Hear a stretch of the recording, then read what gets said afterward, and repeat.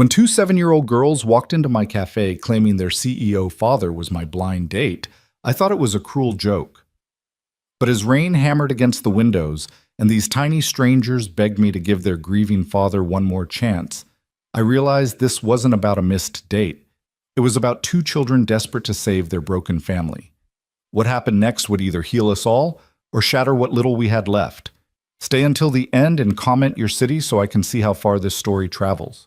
The cocoa had gone cold an hour ago.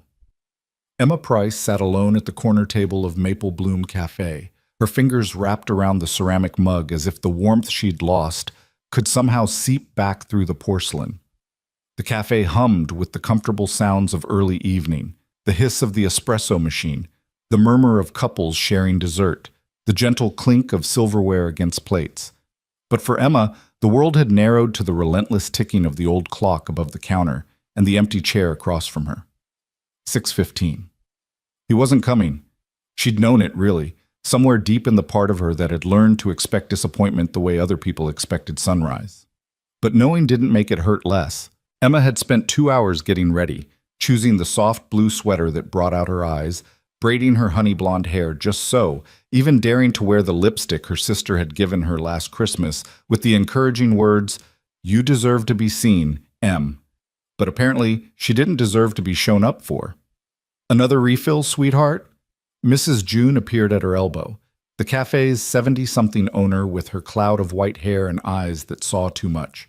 She'd been watching Emma all evening with increasing concern, her weathered hands gripping the coffee pot like a weapon she might wield against anyone who dared hurt one of her regulars. "No, thank you." Emma's voice came out smaller than she intended. She forced a smile, the kind she'd perfected over years of hiding behind counters and ovens, of making herself as invisible as possible. "I think I'm going to head out." "Emma Price, you sit yourself back down." Mrs. June's tone brooked no argument. "That chair doesn't know what it's missing, and neither does whatever fool stood you up. But you? You're going to finish your evening with dignity, not slink out of here like you did something wrong." Emma's eyes burned with the threat of tears she refused to shed in public. I don't understand." His profile seemed so genuine. Daniel Cole, architect, father of twins, looking for someone who sees the beauty in simple things. She laughed, bitter and sharp. "I guess I wasn't simple enough, or beautiful enough. Or, stop that right now." Mrs. June set the coffee pot down with a decisive thunk. "You're a talented baker, a kind soul, and anyone with eyes can see you're lovely inside and out. If this Daniel character can't see that, then he's blind as well as rude." But Emma had heard it all before: kind, sweet, nice. The words people used when they meant unremarkable, forgettable, not quite enough. 3 years ago, she'd heard different words. Words that still echoed in the hollow spaces of her heart. Her fiancé, Marcus, standing in the room where her wedding dress hung pristine and hopeful, his face twisted with something between pity and contempt. "I can't marry you, Emma. You're too quiet, too small. I need someone who fills a room, not someone who hides in corners baking cookies. You're just not enough." Since then, she'd buried herself in flour and sugar, in the safe solitude of her small apartment and the back room of whatever cafe or bakery would hire her. Online dating had been her sister Rachel's idea. "You can't hide forever, Em. The right person won't make you feel small." But after 6 months and countless failed attempts, Emma was beginning to think that maybe hiding was exactly what she should do. She reached for her purse, fingers trembling slightly as she pulled out enough cash to cover her untouched cocoa and a generous tip. The cafe had filled up since she arrived, families and couples and groups of friends, all wrapped in the golden glow of belonging. Emma felt like a shadow among them, a ghost of loneliness that no one else could quite see. The bell above the door chimed. Emma didn't look up. She was too busy blinking back tears, too focused on gathering her dignity along with her coat. She didn't notice the cafe's chatter diminish slightly, didn't see the way Mrs. June's expression shifted from sympathy to surprise. Excuse me, please." The voice was high and breathless and desperately urgent. Emma glanced up to see 2 girls, identical twins, maybe 7 or 8 years old, pushing through the cafe tables with single-minded determination. They wore matching pink raincoats, though only one had remembered to zip hers up. Their dark curls were plastered to their foreheads, and their identical brown eyes scanned the room with fierce intensity. They stopped at Emma's table. "Are you Miss Emma?" the taller one asked, though taller was relative, as the difference couldn't have been more than half an inch. "Miss Emma Price?" Emma's mouth opened, but no sound came out. Her brain struggled to make sense of the scene. 2 children, soaking wet, in the cafe, looking for her. "Yes?" The word came out as a question, uncertain and confused. The second girl, slightly smaller, with a more serious expression, stepped forward. Her hands were clasped in front of her, white-knuckled and trembling, but her chin was lifted with determination that seemed too old for her young face. "Our daddy is Daniel Cole," she said, her voice steady despite the quiver at the edges. "He's your date." The cafe fell silent. Emma heard someone's fork clatter against a plate, heard Mrs. June's sharp intake of breath, heard the espresso machine's hiss die away as the barista turned to stare. But mostly, she heard the rushing of blood in her ears as she tried to process what the child had just said. What? He couldn't come." The taller girl spoke quickly now, words tumbling over each other in their urgency.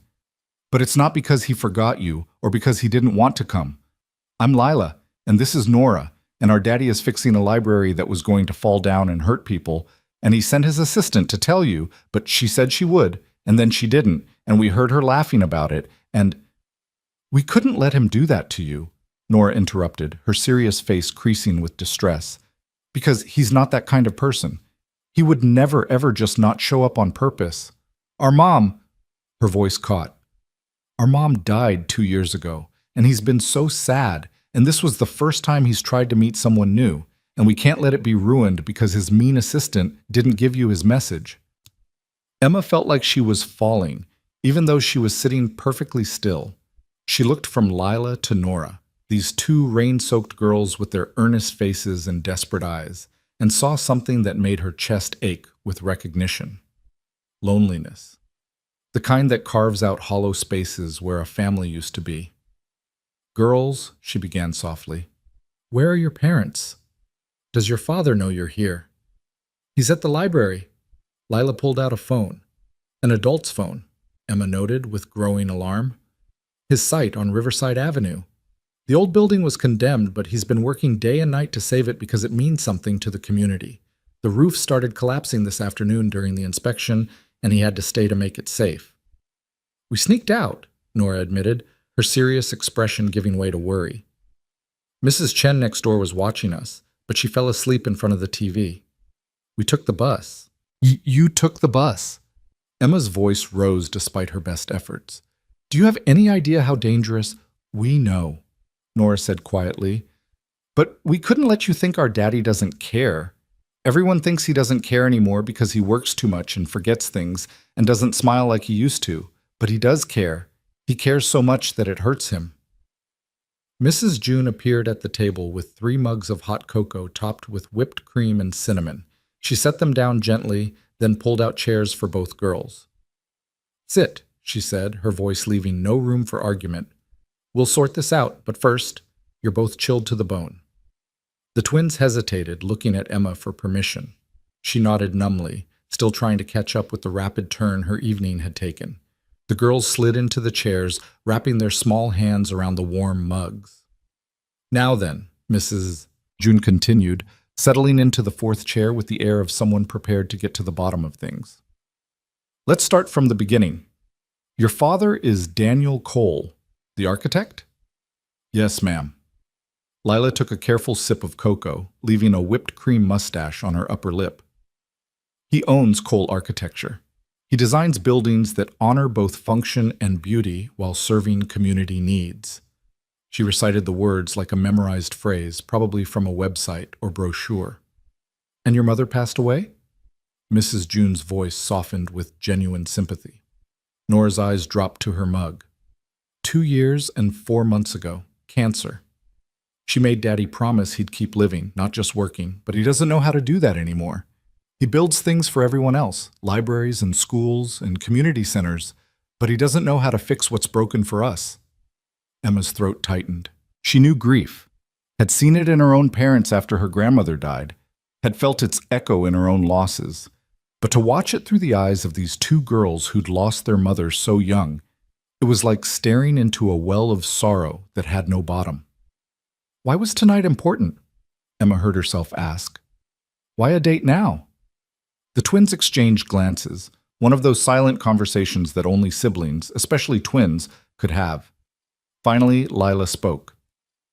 We made a deal with him. Nora and I, we told him we didn't want to do any more after-school activities, that we wanted to come straight home every day.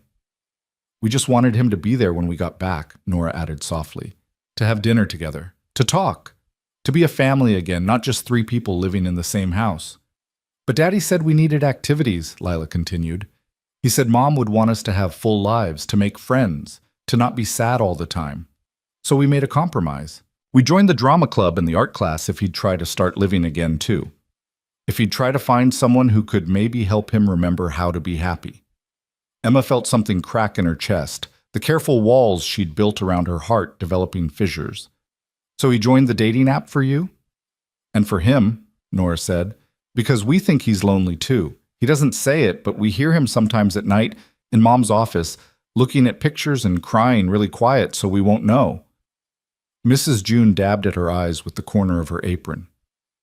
Lord have mercy, she murmured. That's a heavy burden for such small shoulders. We're not that small, Lila said with a hint of defensiveness. We're almost 8, and we're good at taking care of things. We make our own lunches for school, and we do our homework without being asked, and we don't fight as much as we used to. Because we don't want to make Daddy more sad, Nora explained. He has enough sad already. Emma reached across the table without thinking, covering the girl's small hand with her own. Sweetheart, it's not your job to manage your father's grief.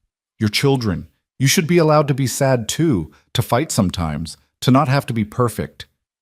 But if we're not perfect, we might lose him too, Nora whispered. And there it was, the fear that had been driving these girls, the terror that lurked beneath their careful maturity. The cafe around them had resumed its normal rhythm, though Emma caught several patrons glancing their way with open curiosity.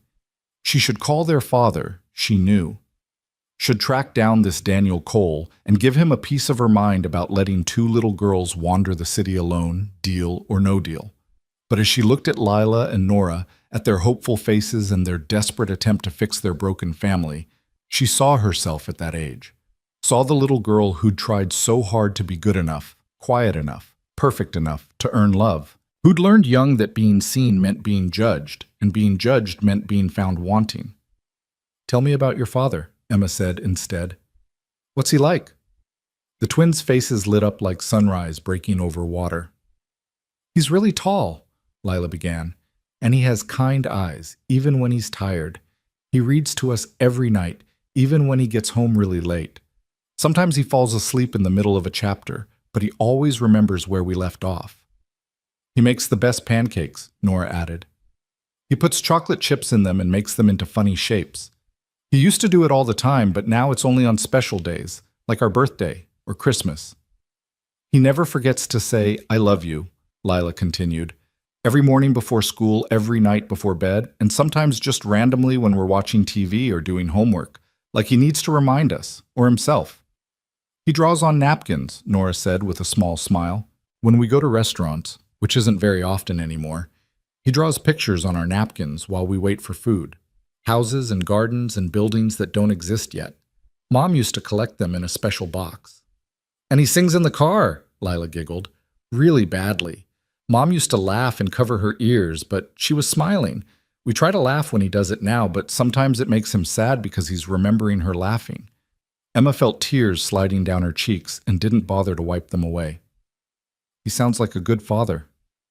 He's the best father, both girls said in unison, with such absolute conviction that Emma felt her heart break and heal simultaneously.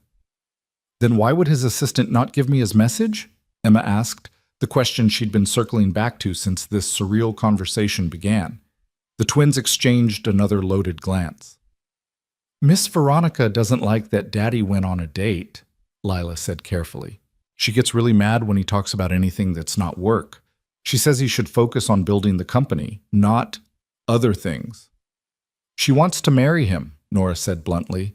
She told her friend on the phone, we heard her. She said once enough time passed, Daddy would realize she was the logical choice. She doesn't like us very much, Lila added quietly. She says we're complications that make Daddy less marketable to investors. Emma's hands clenched into fists on the table. She said that about you? About children? We're not supposed to know, Nora admitted, but she's not very careful about where she talks on the phone, and we're good at being invisible when we need to be. Another crack in Emma's heart. She knew about being invisible, about learning to take up as little space as possible, about hearing things said about you because people didn't think you mattered enough to guard their words. Mrs. June had been silent through most of this exchange, but now she reached across the table and placed her weathered hand over Emma's clenched fist. You know what you have to do, dear, she said softly. Emma looked up at her, confused. What? You're going to go to that library, you're going to meet this Daniel Cole, and you're going to give him a chance to explain himself. Mrs. June, I don't even know him, and I can't take his children. We'll come with you, Lila interrupted eagerly. We can show you where it is, and Daddy will be so happy. He was really nervous about tonight. He changed his shirt 3 times and kept asking us if he looked okay. He put on cologne, Nora added. He never wears cologne. And he printed out a list of things to talk about and questions to ask. It's still on his desk. He forgot it when the emergency call came. Emma felt her resolve wavering. She should say no. Should call a taxi for these girls. Wait until their father came to pick them up. And then go home to her quiet apartment and her safe, solitary life. That was the reasonable thing to do. The smart thing. But when had reasonable and smart ever led to anything but more loneliness? If I do this, Emma said slowly, we're calling your father first. He needs to know you're safe. He won't answer, Lila said apologetically. When he's working on something dangerous, he puts his phone away so he can concentrate. He says it's disrespectful to the craft to be distracted. Then we're calling someone. Who's watching you? You said a neighbor? Mrs. Chen, she's really nice, but really old. She takes pills that make her sleepy. Emma looked at Mrs. June helplessly. The older woman's expression was firm but kind. I'll call the police non-emergency line, Mrs. June decided. Let them know we have 2 girls here who are safe and sound, and their father is at where exactly? The Riverside Library Restoration Site, Nora supplied. On Riverside Avenue between 5th and 6th. I'll have the police do a welfare check. Let Mr. Cole know his daughters are here. Mrs. June stood, squeezing Emma's shoulder. But in the meantime, I think there's no harm in a bit of dinner delivery, is there? The poor man's been working through what should have been his evening off. The least we can do is make sure he eats. Emma understood what Mrs. June was really saying. Give yourself permission to take this chance. Stop hiding behind reasonable and smart. Be brave enough to be seen. I'll pack up some sandwiches, Mrs. June continued, already moving toward the kitchen. And some of those heart-shaped sugar cookies you made this morning, Emma, the ones with the strawberry icing.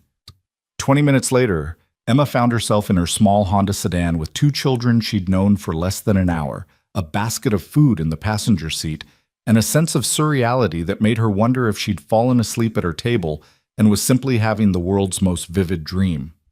Lila and Nora sat in the back seat, buckled in carefully, directing her through the rain-slicked streets. The storm had intensified, rain hammering against the windshield in sheets that made visibility nearly impossible. Emma's hands were white-knuckled on the steering wheel, her anxiety ratcheting up with every turn. Left at the next light, Lila instructed, then straight for 3 blocks. How do you 2 know the way so well? Emma asked, her voice tight with concentration. We come here sometimes, Nora admitted. When Mrs. Chen is watching us and Daddy has to work late, we take the bus and bring him dinner. He thinks Mrs. Chen drives us, but she doesn't know how to drive anymore. Her son took her license away. Girls, that's incredibly dangerous, Emma said, trying to keep her tone gentle despite her alarm. Please tell me you don't do this often. Only when it's important, Lila assured her. When we think he's going to forget to eat. He gets really grumpy when his blood sugar is low. and forgetful. Last week he tried to drive home but forgot where he parked his car. And the week before that, he fell asleep at his desk and we had to wake him up for our parent-teacher conference, Nora added. Emma's concern for a man she'd never met deepened with every revelation. This wasn't just grief.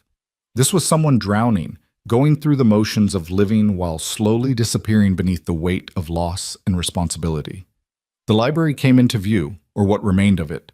The old building was wrapped in scaffolding, its Victorian architecture barely visible beneath the construction equipment and safety barriers. Lights blazed from inside, and Emma could see figures moving through what had once been tall windows. A few other cars were parked haphazardly along the street, and she could hear the distant sound of power tools even through the rain. Park there, Lila pointed to a spot near a temporary fence. And then we have to check in at the security station. Emma gathered the food basket and her rapidly fraying courage. The security guard, a middle-aged man with a kind face and a coffee-stained uniform, looked up in surprise as they approached. "Evening, Lila, Nora," he greeted them with familiar warmth. "Your dad know you're here?" "We brought him dinner," Nora said, which wasn't exactly an answer but apparently satisfied the guard. He turned to Emma. "And you are?" "Emma Price. I'm a friend of the girls." The guard studied her for a moment, then nodded and handed her a clipboard with a sign-in sheet and a hard hat. "He's on the second floor, main reading room. Stay away from the east wing. There's still unstable flooring, and keep these two close. Their dad would have my hide if anything happened to them." Emma signed her name with a hand that shook slightly, accepted the hard hat, and followed the twins through the temporary construction entrance. Inside the library was a beautiful disaster, ornate ceiling moldings covered in dust, elegant archways braced with steel supports, the ghost of former grandeur fighting against time and neglect. "This way," Lila tugged her hand, leading her up a temporary staircase that felt far too rickety for Emma's comfort. On the second floor, the space opened into what must have once been a magnificent reading room. High ceilings with skylights, currently covered with tarps that leaked despite their best efforts, soared above them. Rows of empty bookcases stood like sentinels waiting to be filled again. And in the center of it all, surrounded by blueprints and work lights and sawdust, stood a man. Daniel Cole. He looked like his photo, but also nothing like it. The picture had shown a polished professional in a suit, smiling confidently at the camera. This man wore work jeans and a flannel shirt rolled up to the elbows, his dark hair disheveled and his face smudged with dust. He was bent over a blueprint, gesturing emphatically to a woman beside him, a woman in stiletto heels and a designer suit that looked absurdly out of place in the construction zone. "I don't care what the budget says, Veronica," Daniel was saying, his voice carrying exhaustion and frustration in equal measure. "We're not cutting corners on the foundation work. If it's not safe, it's not being built. Period." "Daniel, be reasonable." The woman, Veronica, began, but she stopped mid-sentence as she noticed Lila and Nora rushing toward them. "Daddy!" they called in unison. Daniel's head snapped up, his expression cycling through surprise, confusion, relief, and then sharp concern in the span of a heartbeat. "Lila, Nora, what are you doing here? Where's Mrs. Chen?" But the girls had already reached him, wrapping their arms around his waist. He hugged them back automatically, his hands gentle on their damp hair, but his eyes were already searching the room, looking for an explanation, for the adult who should have been supervising them. His gaze landed on Emma. For a moment they simply stared at each other across the construction-scarred reading room. Emma saw the recognition dawn in his eyes as he connected the dots, saw him understand exactly who she was and exactly what his daughters had done. "Oh God," he breathed. "Oh my God, you're Emma. You're the date I—" He looked down at his daughters, then back up at her, horror and embarrassment warring on his face. "They went to the cafe, didn't they?" "Daddy, we had to," Lila explained urgently. "Miss Veronica said she'd tell Miss Emma you couldn't come, but we heard her on the phone laughing about it, saying she conveniently forgot, and we couldn't let—" Veronica's face had gone pale, then flushed an ugly red. "I don't know what these children think they heard." "Enough." Daniel's voice was quiet, but carried the weight of absolute authority. He gently disentangled himself from the twins and stood to his full height, and Emma realized they'd been right. He was tall, at least 6'2". Veronica, did you tell me you'd contacted Emma to explain the situation? Daniel, the crisis here required all my attention, and did you or did you not tell me you'd handled it? Veronica's jaw worked silently, her professional composure cracking under his steady gaze. Finally, she lifted her chin defiantly. I did what I thought was best for you. That woman, she gestured dismissively at Emma, would just be a distraction you don't need. You have a company to run, a reputation to maintain, and these girls... Stop talking. Daniel's voice was cold now, colder than Emma had thought possible from the warm-eyed man in the photos. You deliberately sabotaged my personal life, lied to my face, and your defense is that you know what's best for me? I've been with this company for 5 years, Veronica snapped, her composure shattering completely. I've stood by you through everything, through Julie's illness, through the grief, through the chaos of trying to raise children alone. I've picked up every piece you've dropped, covered every meeting you've missed, managed every crisis. And this is how you repay me? By chasing after some nobody who bakes cookies? The reading room went absolutely silent, except for the rain hammering against the tarped skylights.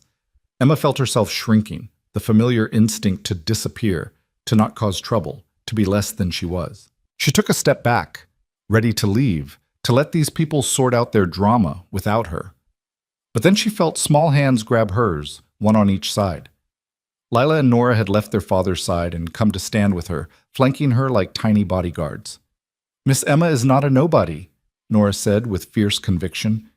She's kind and she makes the best cookies, and she didn't have to come here, but she did because we asked her to. That makes her somebody. And she's pretty, Lila added. And she has sad eyes like Daddy, which means she understands about hearts being broken. Daniel looked at his daughters, then at Emma, and something in his expression shifted. The coldness melted, replaced by a profound weariness and a terrible vulnerability. You're right, he said softly, speaking to the twins but keeping his eyes on Emma. She is somebody, and He ran a hand through his hair, leaving it even more disheveled. I owe her an apology, several apologies, starting with, I'm sorry, for tonight, for this situation, for all of it. He turned back to Veronica. Clean out your desk. I'll have HR email you the termination paperwork and a severance package. You're done here. You're firing me? Veronica's voice rose to a near shriek. Over this? Over her? I'm firing you for lying, for insubordination, and for speaking about my children, and about someone I hope to get to know, with such utter contempt. Daniel's voice remained level, but Emma could hear the anger simmering beneath it. You're an excellent assistant, Veronica, but you crossed a line, multiple lines. I hope you find a position where your skills are better appreciated, but it won't be here.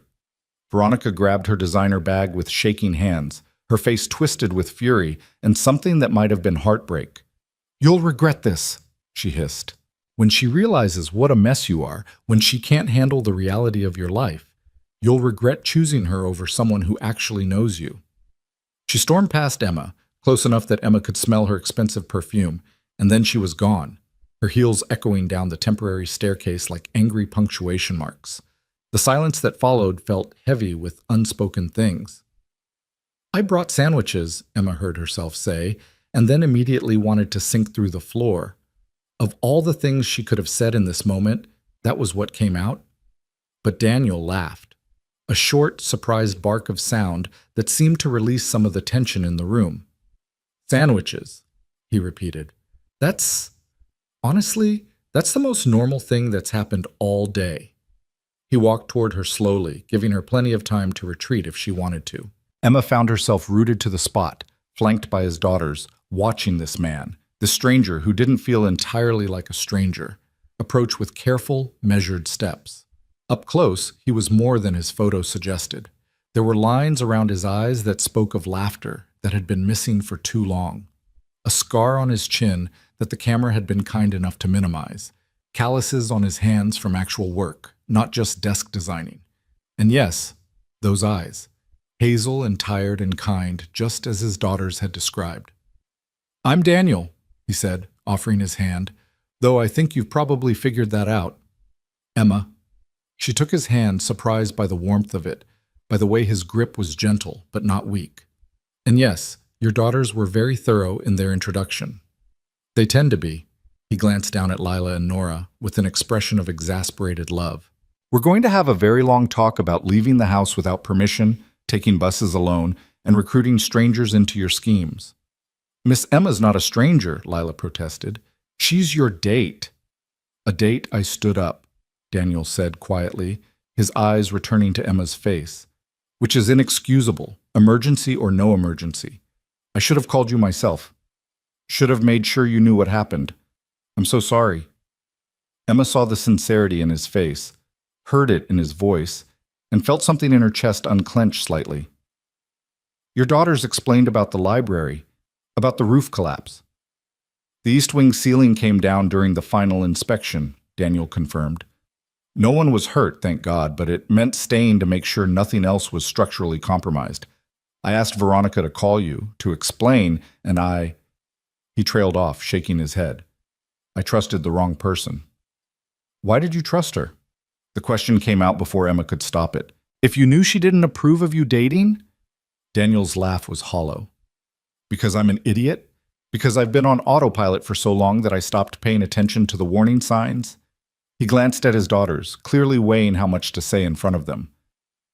Veronica was Julie's, my wife's, best friend in college.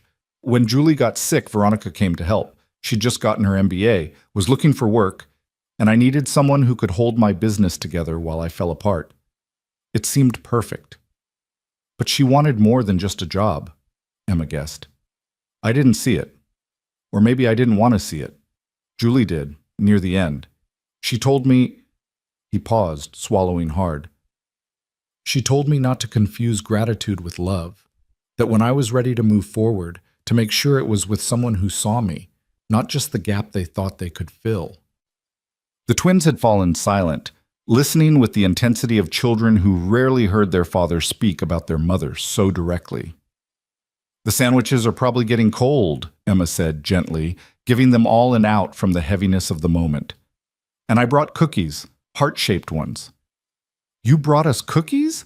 Nora's eyes widened. Nobody brings Daddy cookies.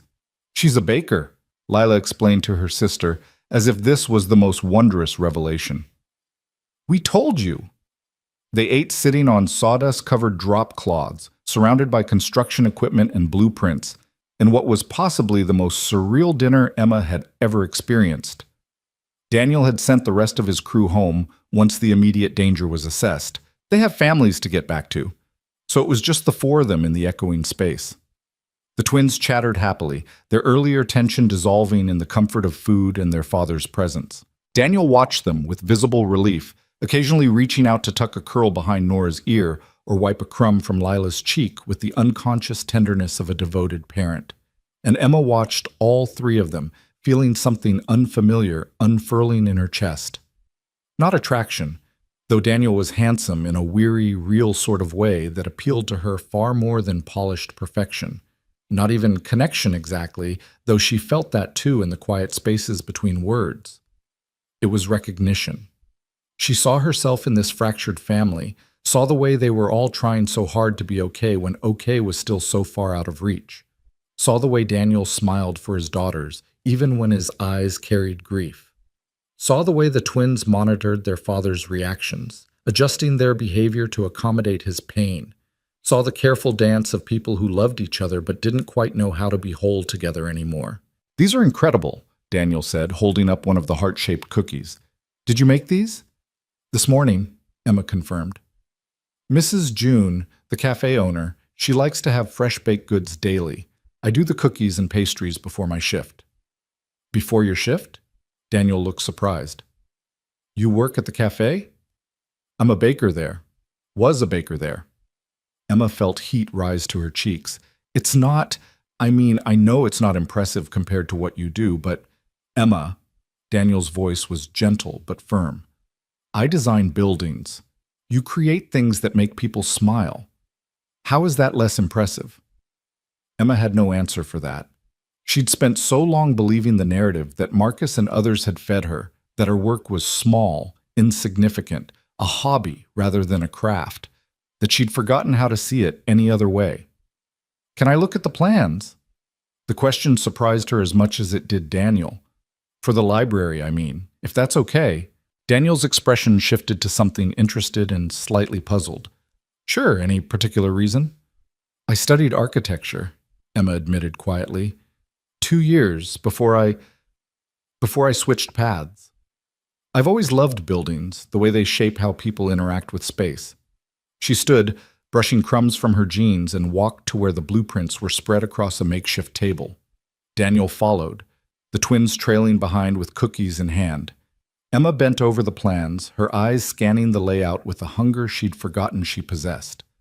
The library was beautiful, a careful blend of historic preservation and modern functionality. Daniel had clearly worked to maintain the building's original character while updating it for contemporary use. But something nagged at her, some detail that felt off. "Here," she said, pointing to the cafe area that had been designed into the ground floor. "This wall placement. It creates a bottleneck between the cafe seating and the reading nook. People will feel like they're intruding on each other's space." Daniel leaned in, studying where she pointed. "The wall is structural. We can't remove it without major reinforcement." "But you could soften it," Emma suggested, her voice gaining confidence as she spoke the language of design she'd thought she'd left behind. "If you add glass panels here and here, maybe with built-in bookshelves, you maintain the structural integrity but create visual connection. The cafe and reading area would feel like one continuous space instead of separate rooms sharing an awkward threshold." Daniel was silent for a long moment, his eyes moving between Emma and the blueprint. Then he pulled out a pencil and began sketching modifications in the margin of the plans, his movements quick and sure. "Like this?" he asked, angling the paper so she could see. Emma studied his sketch, then nodded slowly. "Yes, exactly like that.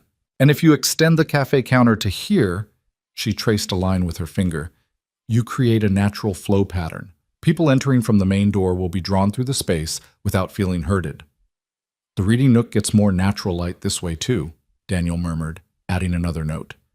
"And if we echo the glass panels in the ceiling treatment above—" He sketched quickly, and Emma watched his vision take shape on paper. It was beautiful. "You have a gift for this," Daniel said quietly, looking up from the plans to meet her eyes. "Why did you stop?" The question hung in the air between them, heavy with implications. Emma felt the twins watching her, felt Daniel's genuine curiosity, and something else. An understanding that he knew about giving up on dreams, about choosing smaller, safer paths because the big ones hurt too much when you failed. "Someone told me I wasn't good enough," Emma said simply. "And I believed them." Daniel held her gaze. "Were they right?"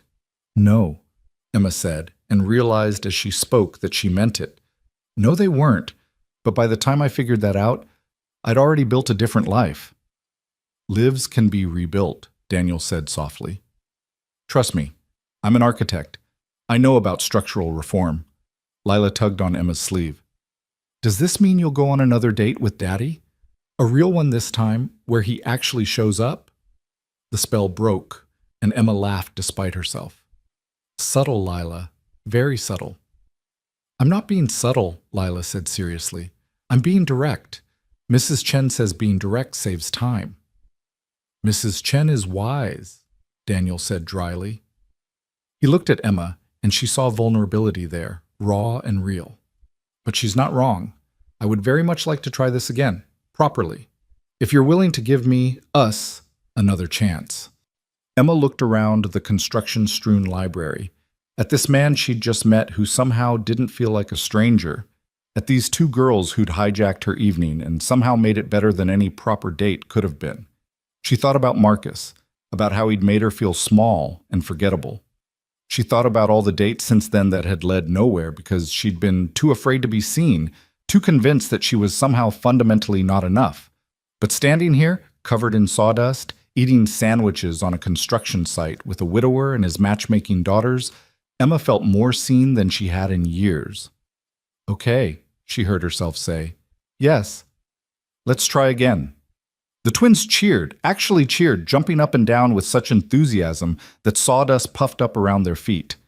Daniel's face split into a smile that transformed him, erasing years of weariness and revealing the man he must have been before grief carved him hollow. "Really?" he asked, as if he couldn't quite believe it. "Really," Emma confirmed. "But Daniel, next time, call me yourself." "I will," he promised. "I swear, no assistants, no intermediaries, just me. Probably nervous and definitely awkward, but me." "I think I can live with that," Emma said, and found that she meant it. Outside, the rain continued to fall on the city, washing the streets clean and filling the gutters with rushing water. But inside the half-restored library, something else was being restored too. Something more fragile than architecture, but just as important: hope. And sometimes, that's all you need to start rebuilding. The next morning arrived with the kind of crystalline sunlight that follows heavy rain, as if the world had been scrubbed clean overnight. Emma stood in her tiny kitchen, flour dusting her forearms, trying to focus on the batch of cinnamon rolls rising on the counter instead of replaying the previous evening in her mind for the 100th time. It didn't work. Every time she closed her eyes, she saw Daniel smile when she'd agreed to another date, heard Lila and Nora's delighted cheers echoing through the construction site, felt the unexpected warmth that had bloomed in her chest when Daniel had looked at her blueprint suggestions with genuine respect, treating her abandoned architecture knowledge as something valuable rather than a failed dream best forgotten. Her phone buzzed on the counter, startling her out of her reverie. A text from an unknown number. "This is Daniel. Lila insisted I save your number under Emma Who Makes Good Cookies, but I overruled her. Thank you again for last night, for coming, for being kind to my daughters, for not calling the police on them for their unauthorized adventure. Dinner Friday? I promise to actually show up this time. D." Emma read the message 3 times, a smile tugging at her lips despite her best efforts to remain cautious. She was typing a response when her phone rang. Mrs. June's name flashed on the screen. "Good morning, dear." The older woman's voice was warm but carried an undercurrent of concern. "I was hoping you could come by the cafe early today, before your shift. There's something we need to discuss." 20 minutes later, Emma pushed through the cafe's front door to find Mrs. June sitting at the corner table, the same table where Emma had waited for Daniel just yesterday. The coincidence felt pointed, deliberate. "Sit down, sweetheart," Mrs. June gestured to the chair across from her. "Coffee's fresh." Emma sat, accepting the mug Mrs. June slid across to her with growing apprehension. "What's wrong?" Mrs. June didn't waste time on preamble. "I got a call this morning from Richard Chen, owns the building, my landlord. Apparently someone sent him photos from last night. You leaving the cafe with those 2 girls, and some creative speculation about what you might be doing, getting involved with a wealthy CEO and his children." Emma's stomach dropped. "What kind of speculation?" "The ugly kind." Mrs. June's expression hardened. "Suggestions that you're some kind of opportunist, gold digger, that I'm running an establishment where women meet rich men and use their children to manipulate them. It's garbage, all of it, but Richard is concerned about the cafe's reputation." "Mrs. June, I would never. Those girls needed help, and I know that, dear. I was there, remember? I saw exactly what happened and why." Mrs. June reached across the table and squeezed Emma's hand. But perception can be a nasty thing, especially in the age of social media. Someone's already posted about it online. Local baker targets grieving CEO through his daughters. The post is gaining traction. Emma felt the familiar sensation of the world tilting, of the ground beneath her feet turning to quicksand. This was Marcus all over again. People making assumptions, creating narratives, deciding who she was without ever asking. She'd spent 3 years rebuilding herself in quiet obscurity, and one evening of choosing to be brave had somehow landed her in the center of a scandal. "I should resign," Emma heard herself say, her voice hollow. "If my being here is going to hurt the cafe—" "You'll do no such thing." Mrs. June's tone turned fierce. "This cafe has weathered worse than internet gossip, and I won't throw you to the wolves because someone decided to stir up trouble. But I do need you to be careful, Emma. Whoever did this, whoever took those photos and twisted what happened, they're not done yet." Emma drove home in a daze, Mrs. June's warning echoing in her mind. She'd texted Daniel back before leaving the cafe, a simple "Friday sounds good" that felt inadequate given the circumstances. Should she tell him about the photos, the rumors? Or would that make her seem paranoid, dramatic, exactly the kind of complicated that made people walk away? Her apartment felt smaller than usual when she returned, the walls pressing in with all the anxieties she'd accumulated over the years. Emma changed out of her work clothes. She'd gone home to shower after the cafe, her shift not starting until afternoon, and was about to collapse on her couch when her phone rang again. Rachel. Her older sister, the successful lawyer with the perfect husband and the perfect brownstone in the perfect neighborhood. The sister who'd been encouraging Emma to date, to get out there, to stop hiding. "Please tell me you're the Emma Price being talked about on Twitter," Rachel said without preamble, her voice crackling with barely suppressed excitement.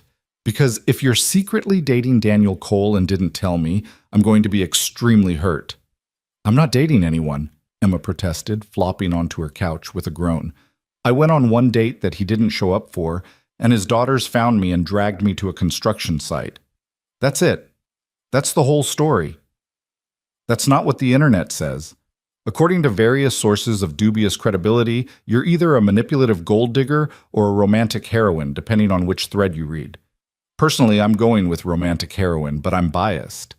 "Rachel, this isn't funny. Someone took pictures of me leaving with 2 little girls and turned it into something ugly. Mrs. June's landlord is concerned about the cafe's reputation. This could cost people their jobs." Rachel's tone sobered immediately. "Em, who would do something like that? Who even knew about your date?" Emma thought about it. She'd mentioned it to Rachel, to Mrs. June, to a few regulars at the cafe who'd asked why she seemed nervous. But none of them would have. Veronica. The realization hit her like cold water. Daniel's former assistant, who'd been fired last night, who'd made it clear she thought Emma was a nobody who didn't deserve Daniel's attention, who had access to security footage from the library site, who would have seen Emma arrive with the twins. "I think I know who," Emma said quietly. "But I don't know how to prove it. And honestly, I don't know if it matters. The damage is done." "Emma Price, you listen to me." Rachel's voice took on her courtroom tone, the one that made opposing counsel reconsider their life choices. "You spent 3 years letting Marcus's words define you. 3 years making yourself small because one terrible person convinced you that you were somehow less than you are. Are you really going to let some jealous assistant do the same thing? It's different this time." "How?" "Because this time it's not just about me," Emma said, her voice cracking. "It's about 2 little girls who were brave enough to fight for their father's happiness. It's about a cafe that's been a safe space for people for 40 years. It's about Daniel, who's finally trying to move forward from grief. I can't be the person who ruins all of that." "Or," Rachel countered, "you could be the person who fights back, who stands up and tells the truth, who refuses to disappear just because someone wants to make you the villain." They talked for another 20 minutes, Rachel alternating between legal advice and sisterly support, before Emma finally begged off to get ready for her afternoon shift. She stared at her reflection in the bathroom mirror, at the woman looking back with tired eyes and flowers still somehow in her hair despite the shower. Rachel was right. She'd spent 3 years hiding. Maybe it was time to stop. Her shift at the cafe was surreal. Several regulars approached her with carefully neutral expressions, asking if she was okay in voices that suggested they'd seen the posts. Others pretended nothing had happened, their studied normalcy somehow worse than open curiosity. And then there were the new faces, people who'd clearly come to catch a glimpse of the woman at the center of the gossip, phones held conspicuously as they pretended to read menus. Emma served coffee and cleared tables and smiled until her face hurt, all while feeling like she was performing in a play she'd never auditioned for. It was nearly 5 o'clock when the cafe door opened and Daniel walked in. The effect was immediate and electric. Conversations died mid-sentence. Phones appeared from pockets and purses. Even Mrs. June, normally unflappable, paused in the middle of grinding coffee beans to stare. Daniel looked tired. He'd probably been up all night dealing with the library crisis, but determined. He wore jeans and a simple button-down, no tie, no jacket, completely unlike the polished CEO from the photos circulating online. He scanned the cafe until his eyes found Emma behind the counter, and something in his expression softened. "Hi," he said, approaching the counter with the careful steps of someone navigating a minefield. "Bad time?" Possibly the worst time, Emma admitted, hyper-aware of the dozens of eyes watching their interaction. What are you doing here? Damage control, public relations, and honestly, I wanted to see you. He glanced around the cafe, noting the attention they were drawing, and raised his voice slightly. I also wanted to publicly apologize for the mess my former employee created. The photos, the posts, the implications, none of it is true, and all of it is my responsibility to fix. Emma felt heat rise to her cheeks. Daniel, you don't have to. Yes, I do.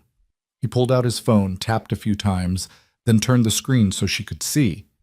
It was a statement, posted to what appeared to be an official company social media account. Emma skimmed the text, her eyes widening with each line. The statement was direct and unequivocal. It explained the previous evening's events from Daniel's perspective. The emergency at the library, his assistant's failure to communicate, his daughter's well-intentioned but unauthorized attempt to help. It praised Emma's kindness in ensuring the girl's safety and delivering food to a work site, and it announced legal action against anyone spreading false information that damaged Emma's reputation or that of Maple Bloom Cafe. You didn't have to do this, Emma whispered. Actually, I did. Because what Veronica did, what anyone who spread those lies did, is defamation. And I have an entire legal team that's very bored and very expensive, and they assure me we have an excellent case. Daniel's jaw was set with determination. Nobody gets to hurt you or my daughters or this cafe because they're angry at me. Mrs. June appeared at Emma's elbow, a fresh cup of coffee in hand. She set it in front of Daniel with a decisive thunk. On the house, she declared, for men who stand up for what's right. Daniel accepted it with a grateful nod, then turned back to Emma. I know Friday seems far away right now, and I'll understand if you want to cancel. This is a lot to deal with, and we barely know each other. But I need you to know, my daughters haven't stopped talking about you, about how you didn't treat them like they were burdens or complications, about how you looked at my blueprints like they mattered, about how you have sad eyes like Daddy, which apparently means you understand things. Emma felt tears threatening and blinked them back furiously. They're remarkable girls. They are. And they have terrible judgment when it comes to safety and boundaries, which we're addressing in family therapy starting next week. But their judgment about people? Daniel's smile was crooked and genuine. That's never been wrong. He finished his coffee, left a tip that would have covered 10 drinks, and headed for the door. But he paused at the threshold and looked back. Friday, 7 o'clock. I'll pick you up myself. And Emma, I'm really looking forward to it. After he left, the cafe erupted into speculation and chatter. But Emma noticed something had shifted. The energy felt different, less prurient curiosity, more genuine interest. Mrs. June caught her eye from across the room and nodded with satisfaction. Sometimes, Emma thought, the best way to fight rumors was with truth. Loud, public, unequivocal truth. The rest of the week passed in a blur of new normal. The posts about Emma didn't disappear. The internet had too long a memory for that. But they were buried under Daniel's statement and a surprising groundswell of support from locals who frequented the cafe. Several regulars posted their own accounts of Emma's kindness, her skill as a baker, her quiet presence in the community. It wasn't enough to erase the damage completely, but it was enough to shift the narrative. On Thursday evening, Emma's doorbell rang. She opened it to find a delivery person holding an enormous arrangement of flowers, not roses, but a wildflower assortment that looked like it had been plucked from a meadow rather than carefully arranged in a shop. The card read, "For the woman who saved my daughters and my evening. Also, Lila wanted me to tell you she's been practicing her indoor voice for when we meet again. I have low expectations, but eternal hope." Emma laughed despite herself, burying her nose in the flowers and inhaling their sweet, uncomplicated scent. When had anyone sent her flowers just because? Not for an apology or a special occasion, but simply to make her smile? Friday arrived with Emma's nerves stretched taut as piano wire. She changed outfits 4 times, finally settling on a simple green dress that Rachel had bought her last Christmas, and she'd never had the courage to wear. It hugged curves she usually hid beneath baggy sweaters, and the color brought out the gold flecks in her brown eyes that she'd forgotten existed. At precisely 7 o'clock, her doorbell rang. Emma took a deep breath, grabbed her purse, and opened the door. Daniel stood in her hallway looking nervous and hopeful in dark jeans and a gray button-down, holding a small bakery box with a sheepish expression.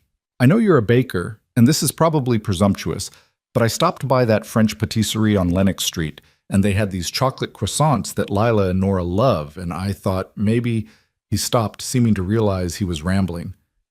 "I brought you pastries. From a bakery. I'm an idiot." Emma took the box, fighting a smile. "You brought a baker baked goods on a first date. That's either very brave or very foolish." "Can it be both?" Daniel asked hopefully. "Definitely both." Emma opened the box and inhaled the rich scent of butter and chocolate.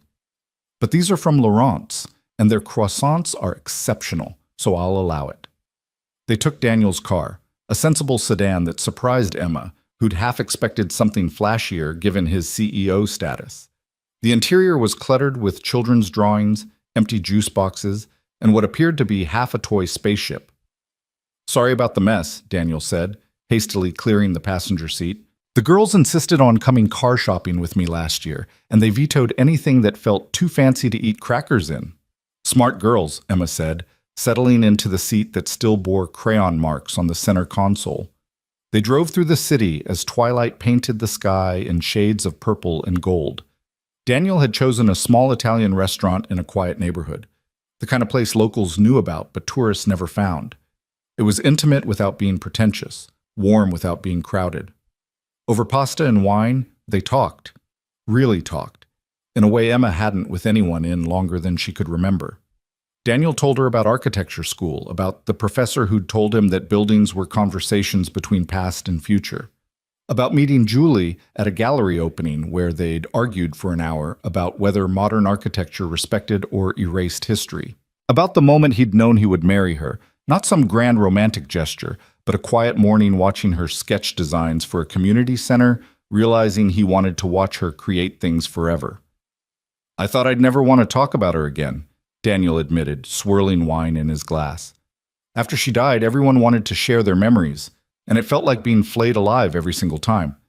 But with you, I don't know. It doesn't hurt the same way." "Because I didn't know her," Emma said gently. "I'm not trying to keep her alive or help you let her go. I'm just listening." "That's exactly it." Daniel's eyes met hers across the table. "You're not trying to fix anything. You're just here."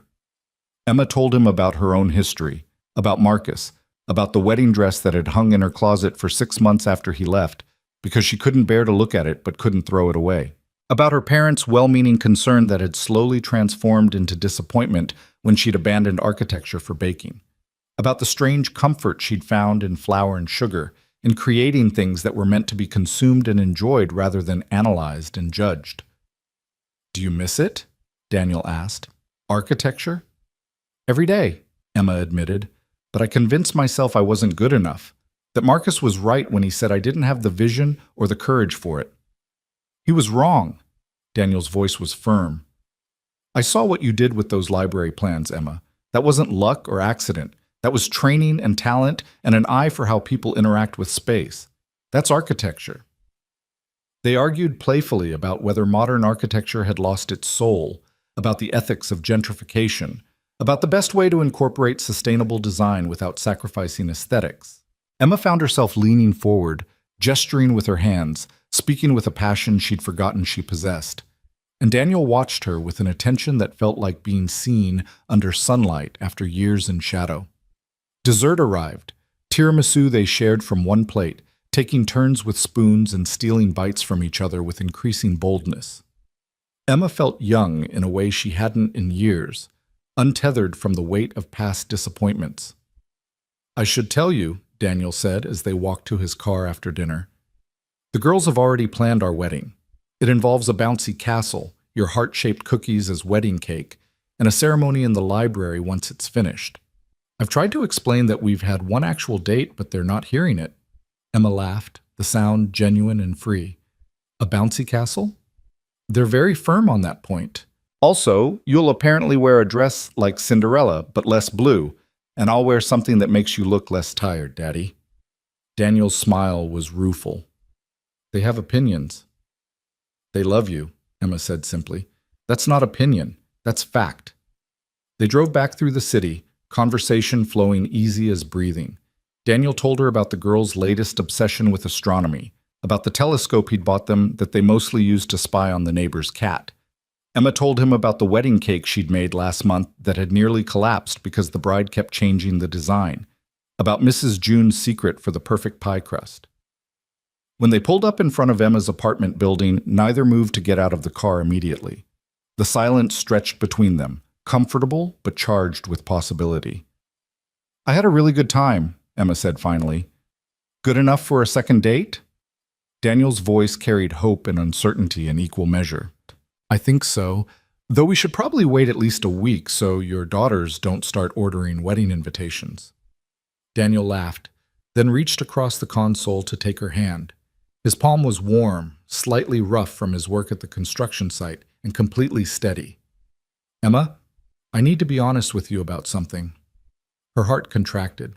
Here it came. The but, the however, the reason this couldn't work. I'm a mess, Daniel continued. I work too much because grief is exhausting and work is familiar. I forget to eat and sleep, and sometimes I wake up in the middle of the night convinced something terrible is about to happen. My daughters deserve better than a father who's still figuring out how to be human again, and any woman who gets involved with me deserves fair warning that I come with a truckload of baggage and two tiny humans who've been through more than any child should have to. He paused, his thumb tracing circles on the back of her hand. But I really, really like you. I like how you look at buildings. I like how you talk to my daughters like they're people, not just extensions of me. I like that you brought sandwiches to a construction site because two strangers asked you to. And I like that when I'm with you, I don't feel like I have to pretend I'm okay when I'm not. Emma felt tears prick her eyes. Daniel, you don't have to say anything, he said quickly. I just wanted you to know, before this goes any further, before my daughters get more attached, before I get more attached. Emma squeezed his hand, holding his gaze. I like you too, and I'm a mess in my own way. I hide instead of fighting. I convinced myself I'm not good enough for anything that matters, and I've spent 3 years baking cookies instead of chasing dreams because cookies can't reject me. But being with you, with Lila and Nora, it makes me want to be braver. Daniel's smile was sunrise breaking over water, transforming his entire face. So we're both disasters trying to figure things out? Sounds about right. Want to be disasters together? Emma laughed through her tears. Yeah, I really do. He walked her to her door, and they stood in the hallway under the flickering fluorescent light that her landlord kept promising to fix. Daniel reached up, tucking a strand of hair behind her ear with gentle fingers. I'm going to kiss you now, he said softly. If that's okay. That's okay, Emma whispered. The kiss was sweet and tentative, a question rather than a demand. His lips were soft against hers, his hand cradling her face like she was something precious. It lasted only a moment, but in that moment, Emma felt something fundamental shift inside her. This was what it felt like to be chosen, not as a consolation prize or a convenient option, but as someone worth showing up for. When they finally pulled apart, both slightly breathless, Daniel rested his forehead against hers. Friday was worth waiting for, he murmured. It really was, Emma agreed. She watched him drive away, then floated up the stairs to her apartment in a daze. Her phone buzzed with a text before she'd even closed the door. Made it home. Girls are demanding full report. Told them we had spaghetti and talked about buildings. They're disappointed by the lack of drama. Thank you for tonight. For giving me, us, a chance. Sleep well. D, Emma typed back. Tell them the spaghetti was excellent and your company was better. Sweet dreams to all three of you. She fell asleep smiling, flour dust still under her fingernails, her heart fuller than it had been in years. But while Emma slept elsewhere in the city, Veronica Chen sat in her pristine apartment, scrolling through the social media posts about Emma and Daniel with increasing fury. The statement Daniel had posted hadn't just embarrassed her.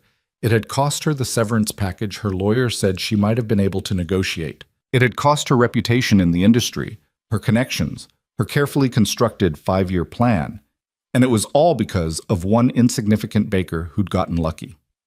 Veronica opened her laptop, fingers flying across the keyboard as she composed emails to every industry contact she had, every reporter who'd ever covered Cole architecture, every blogger who thrived on corporate drama. If Daniel wanted to play white knight for his little girlfriend, fine.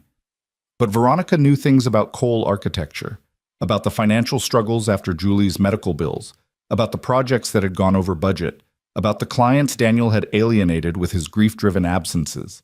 She'd been loyal for 5 years. She'd saved his company, kept his secrets, covered his mistakes. And this was how he repaid her? By morning, Emma would understand exactly what it meant to date Daniel Cole. And Daniel would learn that some doors, once closed, could never be opened again without consequences. Veronica hit send on the first email and smiled. Sometimes revenge was just good business. Emma woke to 17 missed calls and a phone that wouldn't stop buzzing. Sunlight streamed through her bedroom curtains with the cheerful insistence of a morning that had no idea it was about to become a nightmare. She grabbed her phone, squinting at the screen, and felt her stomach drop as she saw the notifications flooding in. Rachel had called 6 times. Mrs. June 4. Daniel 7. And beneath those were text messages, dozens of them, all saying variations of the same thing. Have you seen the news? Call me immediately. Emma, don't read anything online until we talk. With trembling fingers, Emma opened her browser and typed her own name into the search bar. The results loaded, and for a moment she couldn't breathe. The headlines screamed across multiple news sites and blogs. Cole architecture on brink of collapse, CEO's romance a distraction. Inside the financial crisis at Cole Architecture, when grief meets greed. Daniel Cole's dead wife's medical bills nearly bankrupted company. New girlfriend timing, suspicious. Emma scrolled through article after article, each one more damning than the last. They detailed Cole Architecture's financial struggles with surgical precision, the projects that had gone over budget during Julie's illness, the clients who'd pulled contracts after Daniel's grief-stricken absences, the loans taken out to cover medical expenses that insurance wouldn't touch, numbers and dates and cold, hard facts that painted Daniel as a man barely holding his company together. And woven through it all was Emma herself, cast as either a gold digger targeting a vulnerable widower or a naive fool being used to rehabilitate Daniel's public image. One article even included a photo from her failed wedding day. She had no idea how they'd gotten it, with a caption suggesting she had a pattern of targeting successful men. Her phone rang. Rachel. Don't read the comments, her sister said immediately. Emma, I know you've already looked, but whatever you do, don't read the comments section. Too late. Emma's voice sounded hollow even to her own ears. The comments were exactly what she'd expected, vicious, speculative, reducing her entire existence to a cautionary tale or a punchline. People who'd never met her had decided who she was, what she wanted, why she deserved whatever happened to her. This is Veronica, Rachel continued, her lawyer voice sharp with certainty. It has to be. Only someone with inside access to Cole Architecture's financials could have leaked this much detail. Daniel needs to sue her into the ground. Rachel, I can't... Emma's breath hitched. I can't be the reason his company falls apart. I can't be the reason his daughters see their father dragged through the media. We've had one real date. One. This isn't worth destroying his life over. Emma Price, you listen to me right now. Rachel's tone turned fierce. This is not your fault. You are not responsible for someone else's vendetta. You are not responsible for protecting Daniel from consequences that aren't yours to bear. And you sure as hell are not going to run away and hide because some bitter woman decided to weaponize private information. But Emma barely heard her. She was already spiraling, already constructing the narrative of how she'd ruin everything she touched, already planning her exit strategy. It was Marcus all over again, except this time she wasn't just disappointing one person. She was potentially destroying a company, damaging 2 little girls' lives, becoming the scandal that would follow Daniel forever. Her phone buzzed with another call. Daniel. She let it go to voicemail, unable to face him, unable to hear the inevitable regret in his voice when he realized what being with her would cost. Instead, she called Mrs. June. I need to take some time off, Emma said before the older woman could speak. A week, maybe 2. I know it's short notice, but I can't I can't come in right now. People will recognize me and they'll make it about the cafe again, and I won't let that happen. There was a long silence on the other end of the line. Then Mrs. June's voice, gentler than Emma had ever heard it. You're running. I'm protecting people I care about. By abandoning them? By confirming every ugly thing those articles are implying about you being weak or opportunistic or whatever other garbage they're spewing? Mrs. June's gentleness gave way to steel. Emma, I've known you for 3 years. You're a fighter, even if you've forgotten how to fight. Don't let them make you small again. But Emma had already made her decision. She told Mrs. June she'd call in a few days, ignored 3 more calls from Daniel, and spent the rest of the morning packing a bag. Her sister had a cabin upstate, empty this time of year. She could disappear for a while, let the scandal die down, let Daniel's life return to normal without her in it. She was loading her car when a vehicle pulled up behind her, Daniel's sensible sedan with the crayon marks and juice box debris. Her heart clenched painfully as she watched him climb out, looking exhausted and determined in equal measure. You're leaving. It wasn't a question. Emma couldn't meet his eyes. It's better this way. Better for who? Daniel crossed the distance between them in long strides. Emma, look at me, please. She forced herself to lift her gaze, and what she saw in his face nearly broke her. Not anger or accusation, but understanding mixed with profound sadness. I know what you're doing, Daniel said quietly. You're trying to protect me, protect the girls, protect yourself. But Emma, running away doesn't make any of this better. It just means Veronica wins. She's already won. Emma's voice cracked. She's destroyed your privacy, exposed your company's struggles, made me into exactly the kind of person Marcus said I was. Someone not strong enough to handle real life. Marcus was wrong then, and Veronica is wrong now. Daniel reached for her hands, and Emma let him take them because she was too tired to pull away. Yes, my company struggled. Yes, Julie's medical bills nearly bankrupted us. Yes, there were projects that went over budget and clients who left. But we survived. We rebuilt. And the only reason Veronica knows the details is because I trusted her with them when I shouldn't have. The girls woke up this morning excited because I told them we had a good date. They made me promise to invite you to Nora's art show next week. They're 7 years old, Emma. They're not reading financial blogs or comment sections. They're reading chapter books about dragons and asking if you like strawberry or chocolate ice cream better because they want to know your favorite. Emma felt tears sliding down her cheeks. How can you not blame me for this? Your company's private information is all over the internet because you went on a date with me. My company's information is all over the internet because my former assistant is vindictive and I didn't see the warning signs clearly enough. Daniel's grip on her hands tightened. Emma, if I thought for 1 second that being with me was going to hurt you more than help you, I'd walk away. But I don't think that's what you're really afraid of. What am I afraid of then? The words came out bitter, defensive. That you'll try, really try, and it still won't be enough. That you'll open yourself up and I'll leave anyway. That you'll let yourself care about me and my daughters, and we'll decide you're not worth the trouble. Daniel's voice was steady, certain. But here's what I know. You drove 2 strangers' children through a storm because they asked you to. You looked at blueprints like they were poetry. You brought sandwiches to a construction site and flowers to my darkest evening. You're already more than enough, Emma. You always have been. Emma's resolve wavered, cracks spreading through her carefully constructed walls. What if the media won't let this go? What if every time we're seen together, someone writes another article? What if I become the scandal that follows you forever? Then we'll deal with it, together. Or not together, if that's what you really want.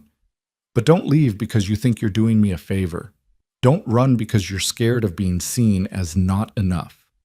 Run because you genuinely don't want this. Don't want me. Don't want my complicated life. Don't want any of it. But don't run because someone else told you who you're supposed to be. Emma looked at this man, this grieving, stubborn, kind man who'd somehow seen through all her carefully maintained defenses. She thought about Lila and Nora, about how they'd fought for their father's happiness, even when it meant risking punishment. She thought about Mrs. June's words about being a fighter. She thought about the Emma who'd loved architecture, who'd believed she could design spaces that changed how people lived, that Emma wouldn't have run, that Emma would have fought. I'm really scared, she whispered. Me too. Daniel pulled her into his arms, and Emma let herself lean into his strength. I'm terrified. I'm terrified that I'm not ready for this, that I'll fail you the way I failed Julie by being too wrapped up in work. I'm terrified that my daughters will get attached and you'll realize we're too much baggage. I'm terrified that Veronica was right and I'm too much of a mess to be good for anyone. Emma pulled back slightly to look at his face. You didn't fail Julie. I wasn't there enough. When she was sick, I was trying to save the company, trying to secure our future, trying to be the provider she needed. And I missed time I can't get back. She knew you loved her, Emma said with absolute certainty. Your daughters know you love them. That's not failing, Daniel. That's being human. They stood in the parking lot of her apartment building, holding each other while the world spun its stories around them. Eventually, Daniel's phone rang, his business line, which meant it was probably important. He glanced at the screen and sighed. I have to take this. Emergency damage control meeting with my legal team and PR consultants. He cupped Emma's face in his hands, his thumbs brushing away the tear tracks on her cheeks. Will you stay? Will you at least not leave town while we figure this out? Emma thought about her packed bag, about the cabin upstate, about all the times she'd chosen hiding over fighting. Then she thought about two little girls who wanted to know her favorite ice cream flavor, about a man who looked at her like she was someone worth showing up for, about the person she'd been before Marcus convinced her she was too small for big dreams. I'll stay, she said finally. But Daniel, if this gets worse, if the press starts targeting Lila and Nora, then we'll deal with it. But Emma, they're not going to because there's nothing there. You're not a gold digger. I'm not using you for PR. We're just two people who went on a date and liked each other. The truth is boring, which means eventually the media will move on to the next scandal. He kissed her forehead, then her cheek, then her lips, soft and sweet and full of promise. I'll call you after the meeting. And Emma? Thank you for staying, for being brave enough to try. After he drove away, Emma stood in the parking lot for a long moment before finally unloading her bag from the car and carrying it back upstairs. Her phone rang again. Rachel, probably checking to make sure she hadn't fled to Mexico. Emma answered. I'm staying, she said before her sister could ask. Good, because I've been doing some digging, and I think we might have grounds for a harassment lawsuit against Veronica. Also, someone leaked her connection to several previous corporate espionage cases. Turns out your Daniel's former assistant has a history of stealing proprietary information from employers she feels wronged her. She what? She's done this before. 3 times that I can find evidence of, twice resulting in settlements that included NDAs. She's smart about it, waits until she has leverage, then uses insider information to damage the company's reputation when she doesn't get what she wants. In this case, what she wanted was Daniel. Emma sank onto her couch, mind reeling. So this wasn't just about being fired? Oh, it was about being fired. But it was also about 5 years of building toward a goal and having someone else, you, show up and disrupt her plans. She's not just vindictive, Emma. She's calculating. And she made a mistake this time by going after someone with nothing to lose. What do you mean? You're not a company with a reputation to protect. You're not a public figure worried about image. You're a baker who got dragged into a mess not of your making, which makes you sympathetic. And Daniel's legal team knows it. They're going to bury her. The meeting Daniel mentioned stretched from morning into afternoon. He texted Emma periodic updates. Lawyers talking in circles. PR team suggests joint interview to control narrative. Absolutely not. Someone brought terrible coffee, and I miss your cookies. Each message made Emma smile despite the churning anxiety in her stomach. At Maple Bloom Cafe, Mrs. June was dealing with her own crisis. The morning rush had brought not just regulars but reporters, actual journalists with cameras and microphones, asking about Emma, about Daniel's visit to the cafe, about the scandal. Mrs. June had thrown them all out with the kind of righteous fury that would have made her Methodist minister mother proud. This is a place of peace and good coffee, she'd declared, wielding a wooden spoon like a weapon. Not a circus for vultures. Get out, and don't come back until you remember how to be decent human beings. But the damage was spreading. By noon, Richard Chen called again. The cafe's landlord was facing pressure from other tenants in the building. from business partners, from people who thought being associated with that scandal cafe was bad for their own reputations. "I'm sorry, June," Richard said, and he did sound genuinely apologetic. "But I have to think about the building as a whole. Maybe it's time to consider selling. You've had a good run, but nothing, Mrs. June interrupted. "I've been in this location for 40 years, Richard. 40 years of serving this community, of being a safe space for people who needed one. And you want me to sell because some bitter woman spread lies on the internet? Because a young baker dared to go on a date with someone successful? It's not that simple.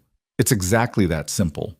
And if you can't see that, then maybe I need to talk to a lawyer about whether trying to force me out over manufactured scandal violates the terms of my lease." She hung up before Richard could respond, her hands shaking with anger and fear.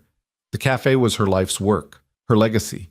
She'd weathered economic downturns and changing neighborhoods and the rise of chain coffee shops. But she'd never faced anything quite like this. The weaponization of narrative, the way truth could be buried under speculation and half-facts. That evening, Emma finally ventured out to the cafe despite her earlier promise to stay away. She arrived after closing when the chairs were upturned on tables, and Mrs. June was counting the register with reading glasses perched on her nose. "I'm so sorry," Emma said from the doorway. "Mrs. June, I never meant—" "Stop apologizing for things that aren't your fault." The older woman looked up, and Emma was shocked to see tears in her eyes. "Emma, dear, I've been thinking about why this has gotten so ugly, so fast. And I think it's because you represent something people don't want to acknowledge." "What's that?"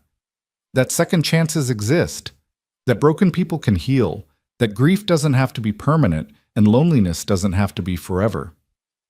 Mrs. June came around the counter, taking Emma's hands in her weathered ones. "Daniel lost his wife and spent 2 years drowning.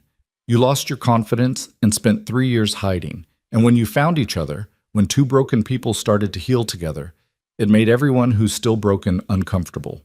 Because if you can do it, then they have to ask why they can't." Emma felt the truth of those words settle into her bones. "I don't know if I'm healing. I feel like I'm barely holding it together." Healing isn't neat or linear, dear. It's messy and complicated, and sometimes it means standing in a parking lot deciding whether to run or stay. And you stayed. That's healing.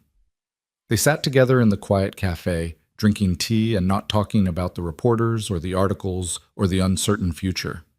Eventually, Emma's phone buzzed with a text from Daniel. "Meeting finally over. Can I see you? I know it's late, but I have something to tell you. Something good, I think."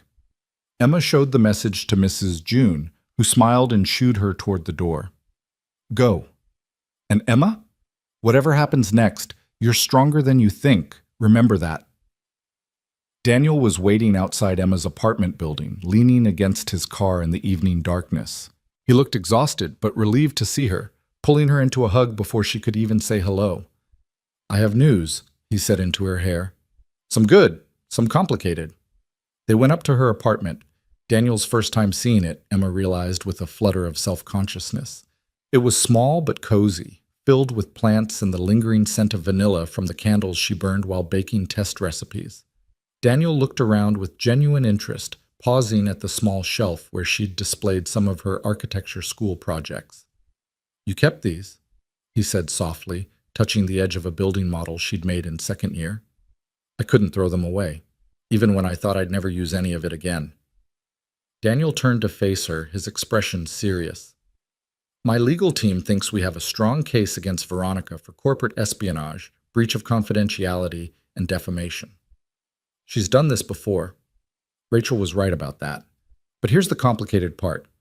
Emma braced herself. Going after her publicly means more media attention, more scrutiny, potentially a trial that could drag on for months, with every detail of my company's finances and my personal life picked apart in court. It means protecting my business and your reputation, but at the cost of privacy and peace. And the alternative? We accept a settlement offer her lawyers have already floated. She pays damages, signs an NDA that prohibits her from ever discussing me or my company or you again, and this ends quietly. No trial, no more headlines, no prolonged battle. Emma studied his face, reading the conflict there. "You want to fight her?" Part of me does. The part that's angry about what she did to my daughters, to you, to the company Julie and I built together. But the bigger part, the part that's a father, just wants it over. I want to take my girls to school without worrying about cameras. I want to take you on a date without checking to see if we're being followed. I want normal, Emma, or as close to normal as we can get. What does your legal team recommend? They say fight. They say people like Veronica need to face consequences, or they'll do it again to someone else. And they're probably right. Daniel ran a hand through his hair, the gesture achingly familiar after just one date. But I keep thinking about what Julie said near the end, about how the most important thing wasn't winning or being right. It was being present for the people who mattered. Emma moved closer, taking his hands. Then let it end. Take the settlement. Let her sign her NDA and disappear. Because Daniel, they're right that she might do this again. But that's not your responsibility to prevent. Your responsibility is to your daughters and to yourself and to building a life that's about more than fighting battles. Relief washed over Daniel's features. You're sure, because this affects you too. If we settle, people might think the allegations had merit, might think we're hiding something. Let them think what they want. The people who matter, your daughters, Mrs. June, my sister, they know the truth. Everyone else is just noise. Daniel pulled her close, and they stood in her small living room holding each other while the weight of the decision settled around them. Eventually, he pulled back with a small smile. The girls made you something. I wasn't sure if I'd see you tonight, but I have it in the car. They went back down to retrieve a large envelope that had been decorated with stickers and glitter. Inside were 2 drawings, one from each twin. Lila had drawn Emma standing in front of the library, holding a tray of cookies, with a speech bubble that said, "Welcome to the best library ever." Nora's was more abstract, showing Emma, Daniel, and the 2 girls holding hands under a rainbow, with careful lettering at the bottom. Our new family. Emma felt her eyes burn with tears. Daniel, they barely know me. They know enough. They know you didn't run when you could have. They know you brought their dad sandwiches and looked at his blueprints like they mattered. They know you stayed even when things got hard. He touched the edge of Nora's drawing gently. Kids don't overthink things the way adults do. They just know how people make them feel. How do I make them feel? Safe? Seen. Like maybe losing their mom doesn't mean they can never have someone else to love them. Daniel's voice roughened. Like maybe our family could grow instead of just staying broken. Emma looked at the drawings, at these tangible representations of hope from 2 children who'd learned far too young that life could be cruel and uncertain. She thought about how easily she could have missed all of this. If she'd stayed home that first night, if she'd refused to take the twins to the library, if she'd run this morning instead of staying. I want to meet them properly, Emma said, not at a construction site or through a dramatic rescue, just normal. Ice cream or the park or whatever 7-year-olds do. Daniel's face lit up with a smile that erased the exhaustion and stress. Nora has an art show at school next Wednesday. Would you come? It's very serious business. There's a punch bowl and everything. I'll be there. They talked until late, curled up on Emma's worn couch with tea growing cold in mugs they forgot to drink. Daniel told her about the settlement terms, generous enough to fund repairs to his company's financial reserves, restrictive enough that Veronica would never be able to weaponize insider information again. Emma told him about Mrs. Bus, June's landlord troubles, about her fear that the cafe might close because of association with the scandal. What if I commissioned the cafe to run the library cafe space? Daniel said suddenly. We're going to need someone to manage it anyway, and Mrs. June has 40 years of experience. We could draw up a contract that ensures she has stable income even if the Maple Bloom location closes. She could run both, or just the library one, whatever makes sense. Emma stared at him. You'd do that? I'd do it because it's a good business decision. The library cafe needs someone who understands community, who creates spaces where people feel welcome. That's Mrs. June. Daniel's smile turned slightly mischievous. Plus, it would give you a reason to be at the library more often. You know, to consult on design elements. Make sure the flow between spaces works. Daniel Cole, are you offering me a job? I'm offering you a chance to do what you loved before someone convinced you that you weren't good enough. No pressure, No timeline, just think about it. Because that library needs someone who sees buildings as more than functional spaces. Someone who understands how architecture can change lives. Emma felt something crack open in her chest. A door she'd kept locked for 3 years. A possibility she'd stopped letting herself imagine. I don't have my degree. I'd need to go back to school, finish my certification. So finish it. Take classes part-time while you work. I'll write you a recommendation if you need one. Hell, I'll hire you as a consultant right now if it helps you believe that you're capable of this. Daniel's voice was fierce with conviction. Emma, stop finding reasons why you can't and start asking yourself if you want to. I want to, she whispered, the words feeling both terrifying and liberating. God, Daniel, I really want to. Then do it.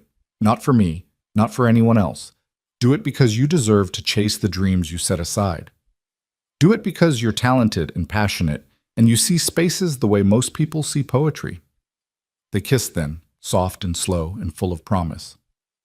And when Daniel finally left, reluctantly, after Emma reminded him that his daughters would wake up early and wonder where he was, Emma sat in her apartment surrounded by architecture models and twin-drawn pictures and the fragile, terrifying hope that maybe her life was about to change. The settlement with Veronica was finalized within 72 hours. The media attention didn't disappear immediately, but it shifted. New scandals emerged, other stories captured headlines, and gradually the interest in Daniel and Emma's relationship faded to background noise. There were still occasional articles, still comment sections full of speculation, but the fever pitch had broken. Mrs. June accepted Daniel's cafe proposal with tears in her eyes and hands that shook as she signed the contract. You're giving me a second act, she told him. At 73, I thought my story was mostly written, but this feels like a whole new chapter. The landlord troubles didn't disappear overnight, but the pressure eased once it became clear that Maple Bloom Cafe would be operating the library space. Suddenly, being associated with the cafe was good business rather than scandalous, and Richard Chen stopped calling with concerns about reputation. And Emma filled out applications to finish her architecture degree, her hands shaking as she typed essays about why she'd left and why she wanted to return. She worked her shifts at the cafe, tested recipes for the library space, and let herself imagine a future that looked nothing like the small, safe life she'd constructed after Marcus. On Wednesday evening, she drove to Lila and Nora's elementary school for the art show. The hallways were decorated with student work, and the gymnasium had been transformed into a gallery space with proud parents clustering around their children's creations. Emma felt out of place, uncertain, until she spotted Daniel across the room. He was standing with the twins, all 3 of them in front of Nora's display. When he saw Emma, his face broke into a smile that made every moment of uncertainty worth it. Lila spotted her next and immediately broke away from her father, running across the gym with Nora close behind. Miss Emma, you came! Did you see Nora's painting? It's the best one here, even better than Tyler Johnson's, and his mom is an actual artist.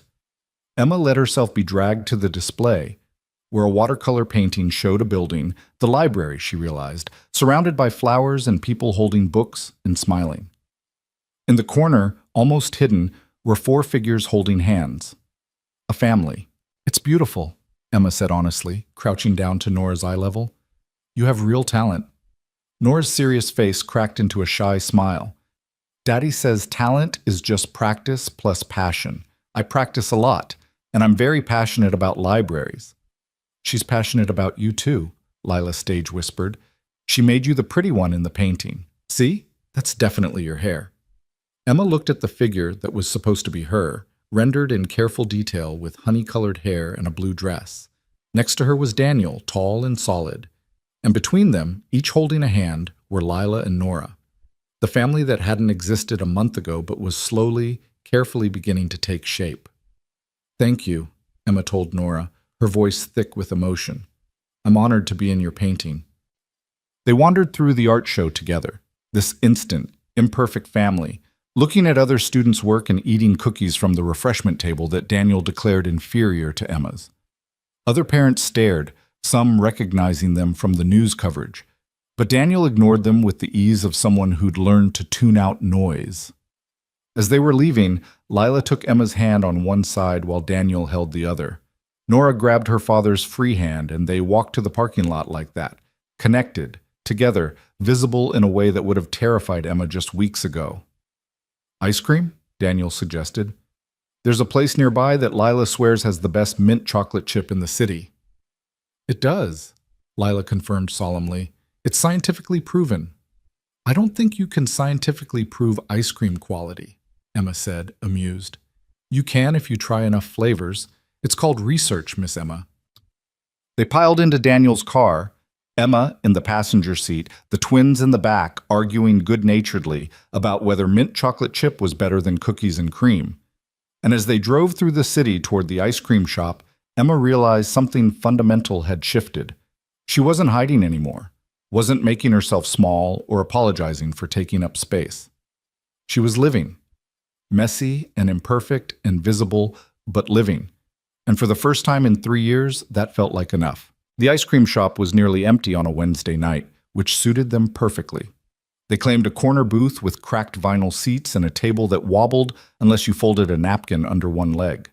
Lila insisted on sitting next to Emma, while Nora squeezed in beside her father, and they ordered enough flavors to constitute a proper research study into the scientific properties of frozen dessert excellence.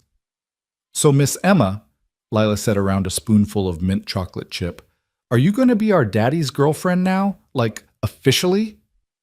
Daniel choked on his cookies and cream. "Lila, we've talked about this. About giving people space and not rushing things. But you like her. We can tell. You smile different when you talk about her. It's the same smile you had in pictures with Mommy before she got sick." The table went quiet. Emma saw Daniel's hand tighten on his spoon, saw the way Nora went very still beside him. This was the moment she'd been dreading, the moment when Julie's ghost would materialize between them, a reminder that Emma was trying to fill a space that already belonged to someone else. But then Nora spoke, her voice soft but clear. "Mommy would like Miss Emma. She always said Daddy needed someone who could see past his grumpy face to his good heart, and Miss Emma sees that. We can tell." Daniel's eyes were suspiciously bright. "You remember your mom saying that?" "I remember lots of things. I remember her telling us that loving someone new wouldn't mean forgetting her. That hearts don't have a limit on how much love they can hold." Nora looked at Emma with those serious eyes that seemed too old for 7. "Do you have room in your heart for us? Even though we're complicated and we miss our mom and sometimes we cry at weird times?" Emma felt tears sliding down her cheeks and didn't bother to hide them.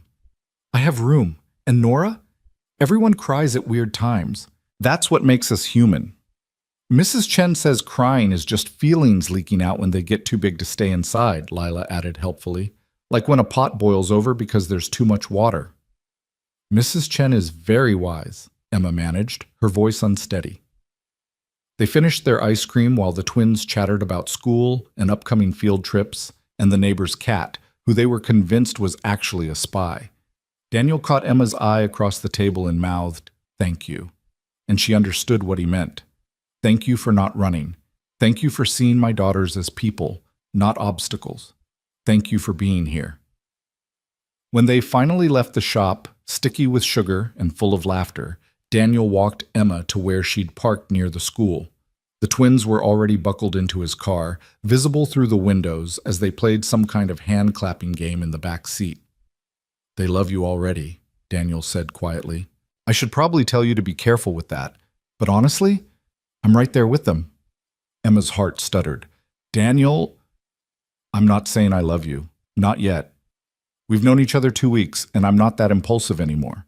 He reached up to tuck a strand of hair behind her ear, his fingers lingering on her jaw. "But I could. Love you, I mean. I can feel myself heading in that direction like a train that's already left the station. And it terrifies me because the last time I loved someone, I lost her. But it also feels right in a way I wasn't sure I'd ever feel again." Emma pressed her hand over his where it rested against her cheek. "I'm scared too. Scared that I'll mess this up, that I won't be enough for them, or for you. That 3 years of hiding made me forget how to be brave when it matters. You drove my daughters through a storm to bring me sandwiches. You stayed when you could have run. You're at an elementary school art show on a Wednesday night when you could be home safe and comfortable. Daniel's smile was crooked and genuine. Emma, you've been brave every single day since we met. You just haven't noticed. They kissed in the parking lot while the twins giggled and made exaggerated kissing noises from Daniel's car. When Emma finally drove home, she felt lighter than she had in years, as if some weight she'd been carrying had finally been set down. The next 2 weeks unfolded with a tentative rhythm that began to feel like routine. Emma worked her cafe shifts, took evening classes online to start fulfilling the requirements for her architecture degree, and spent increasing amounts of time at the library renovation site. Daniel had officially hired her as a design consultant, a title that felt both thrilling and terrifying, and she found herself sketching modifications and discussing spatial flow with his construction team like she'd never stopped studying architecture. Mrs. June watched this transformation with approval and occasional exasperation. "You're blooming, dear," she said one morning as Emma presented ideas for the library cafe layout. "But don't forget to sleep occasionally. And eat. You've been living on coffee and determination for days." "Says the woman who works 12-hour shifts at 73, Emma countered. "I've earned the right to be foolish with my health. You're young. Pace yourself." But pacing felt impossible when Emma's life was expanding faster than she could process. She had dinner with Daniel and the twins twice a week, casual affairs involving takeout and homework help, and the comfortable chaos of family life. She met with architects and contractors and learned the language of construction permits and building codes. She stayed up late filling out financial aid applications and writing essays about her renewed passion for design. And slowly, carefully, she began to believe that maybe Marcus had been wrong. Maybe she was enough. 3 weeks after the ice cream shop conversation, Emma was at the library site reviewing cabinet specifications when her phone rang, an unfamiliar number with a local area code. "Hello? Emma Price? This is Janet Morrison from Riverside Community College's architecture department. I'm calling about your application for readmission." Emma's heart stopped. She'd submitted the application 2 weeks ago, but hadn't expected to hear back so soon. "Yes, that's me. I have to say, your application essay was compelling. The section about how personal setbacks led you to understand architecture as more than aesthetics, as a framework for rebuilding lives, really resonated with our admissions committee." Emma gripped the phone tighter. "Thank you. I meant every word." "I can tell. Which is why I'm pleased to inform you that you've been accepted for the spring semester. You'll be able to transfer most of your previous credits, which means you're looking at approximately 18 months to complete your degree if you take a full course load." Emma had to sit down. She found a sawhorse and sank onto it, barely processing Janet's words about registration deadlines and financial aid packages and orientation dates. She'd been accepted. They wanted her back. After 3 years of believing she'd thrown away her chance, she was being given another one. "Miss Price, are you still there?" "I'm here. Thank you. Thank you so much." After she hung up, Emma sat amid the construction debris and unfinished walls and cried. Not from sadness or fear, but from relief so profound it felt physical. She cried for the girl who'd stood in a wedding dress and believed she wasn't enough. She cried for the 3 years she'd spent hiding. She cried for the version of herself who'd given up on dreams because someone else had told her to. And she cried because she was being given a chance to become who she was meant to be. Daniel found her there 20 minutes later, mascara running down her face, surrounded by lumber and power tools. He took one look at her, and his face creased with concern. "Emma, what's wrong? What happened?" "I got in," she managed through tears. "The college. They accepted me. I can finish my degree." Relief flooded Daniel's features, followed by joy so pure it transformed him. He pulled her up from the sawhorse and spun her around, right there in the unfinished library, both of them laughing, while construction workers pretended not to notice. "I'm so proud of you," Daniel said when he finally set her down. "God, Emma, I'm so proud. I haven't done anything yet. I just got accepted. You did everything. You faced your fear. You applied. You put yourself out there despite every reason you had to hide. That's not nothing. That's everything." They celebrated that night with the twins at Daniel's house, the first time Emma had been invited to his home rather than meeting at restaurants or the library. It was a beautiful old craftsman that Julie had apparently decorated with an eye for both comfort and style. Her presence was everywhere, in the family photos on the mantel, in the artistic touches throughout the rooms, in the twins' bedrooms that still held handmade quilts she'd sewn before getting too sick to work. Emma expected to feel like an intruder, but instead she felt welcomed by the ghost of a woman she'd never met. Julie smiled from photographs with the kind of warmth that suggested she'd been generous with her love, and the home she'd created spoke of someone who understood that beauty and function weren't opposing forces, but complementary ones. "You can feel her here," Emma said quietly as Daniel gave her a tour. "In a good way, like she's still part of this place." "She is. She always will be." Daniel paused in the doorway of what had been Julie's office, now a combination workspace and memorial, with her design sketches on the walls and her books still on the shelves. "I used to think loving someone new would mean erasing her, but I'm starting to understand that's not how it works. She's part of my foundation, and you—" He turned to face Emma. "You're part of what I'm building forward." Dinner was pizza and salad, and the twins' enthusiastic retelling of Emma's acceptance. They'd grasped immediately that this was important, and they celebrated with construction paper congratulations cards, decorated with glitter and drawings of buildings. "When you're an architect, will you design us a treehouse?" Lila asked. "A really good one with a rope ladder and a telescope?" "The best treehouse ever built," Emma promised. "Better than Tyler Johnson's? Because his has a slide." "Way better. Ours will have secret compartments." After dinner, they watched a movie curled up on the couch.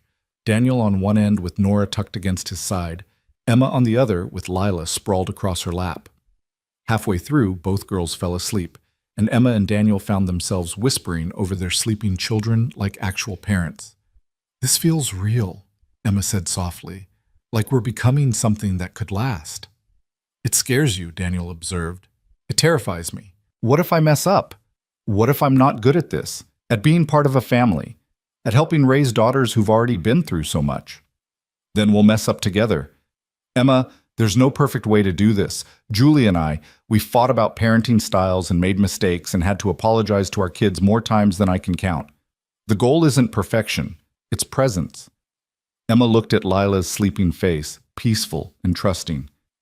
"They deserve someone better than me. They deserve someone who loves them, someone who shows up, someone who sees them as people worth fighting for."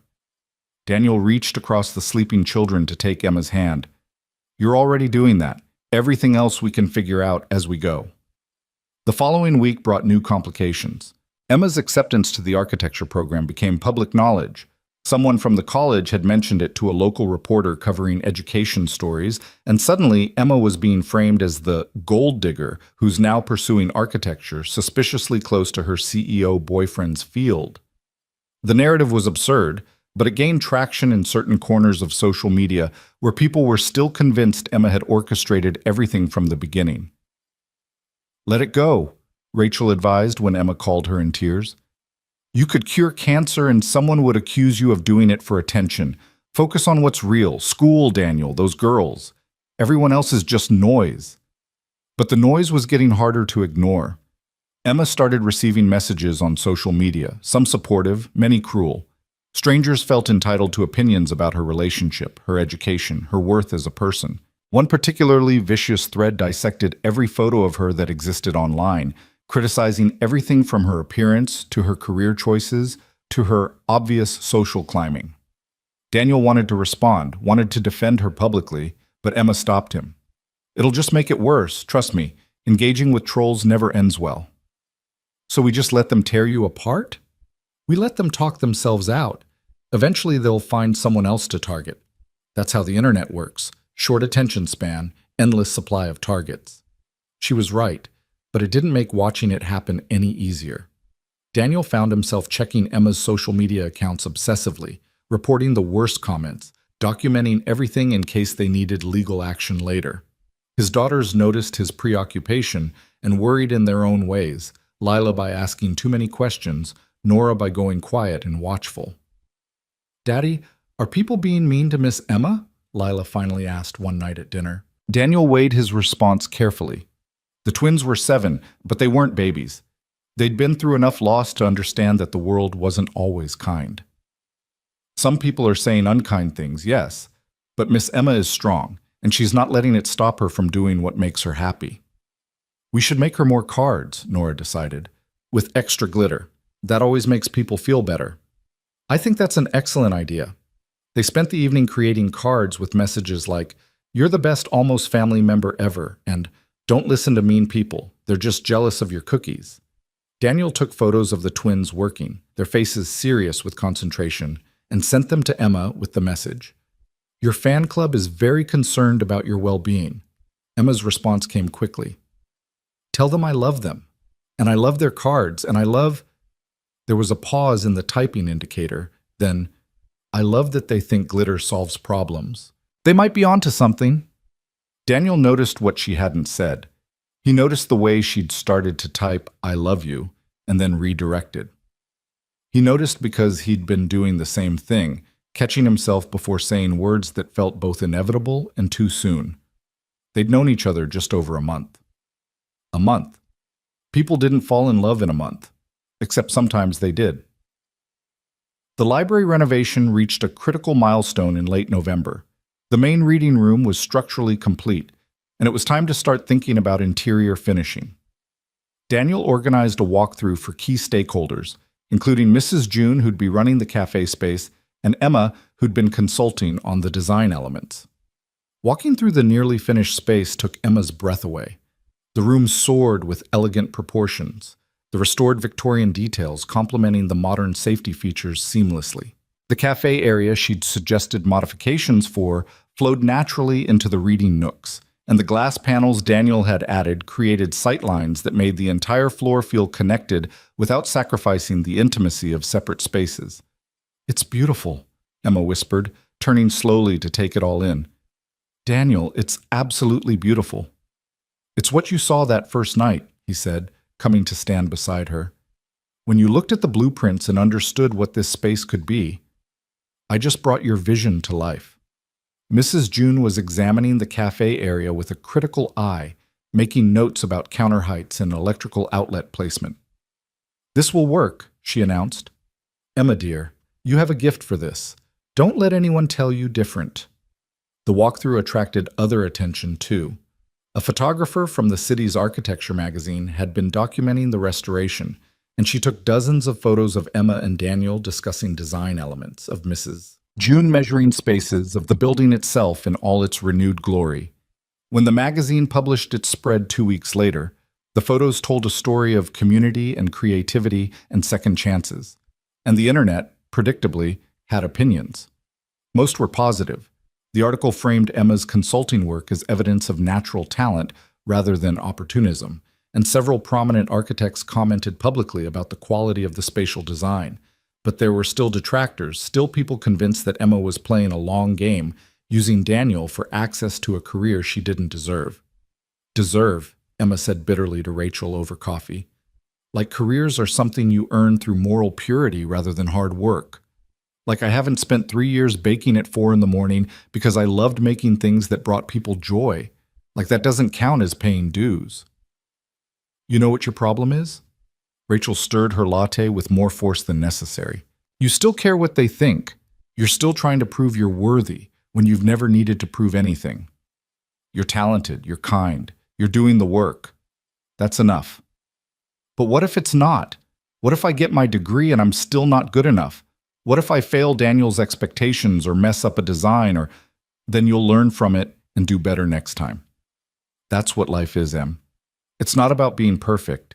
It's about showing up and trying and picking yourself up when you fall. You've spent 3 years hiding because you fell once. Don't waste another 3 years hiding because you might fall again. Emma knew her sister was right, but knowing and believing were different things. She threw herself into her coursework with obsessive focus, determined to prove, to herself if no one else, that she belonged in architecture school. Her professors noticed immediately, commenting on her maturity and perspective compared to younger students who'd come straight from high school. "You've lived," one instructor told her after she presented a design project focused on community spaces for grief support. "You understand what buildings are for, not just shelter or aesthetics, but healing. That's rare."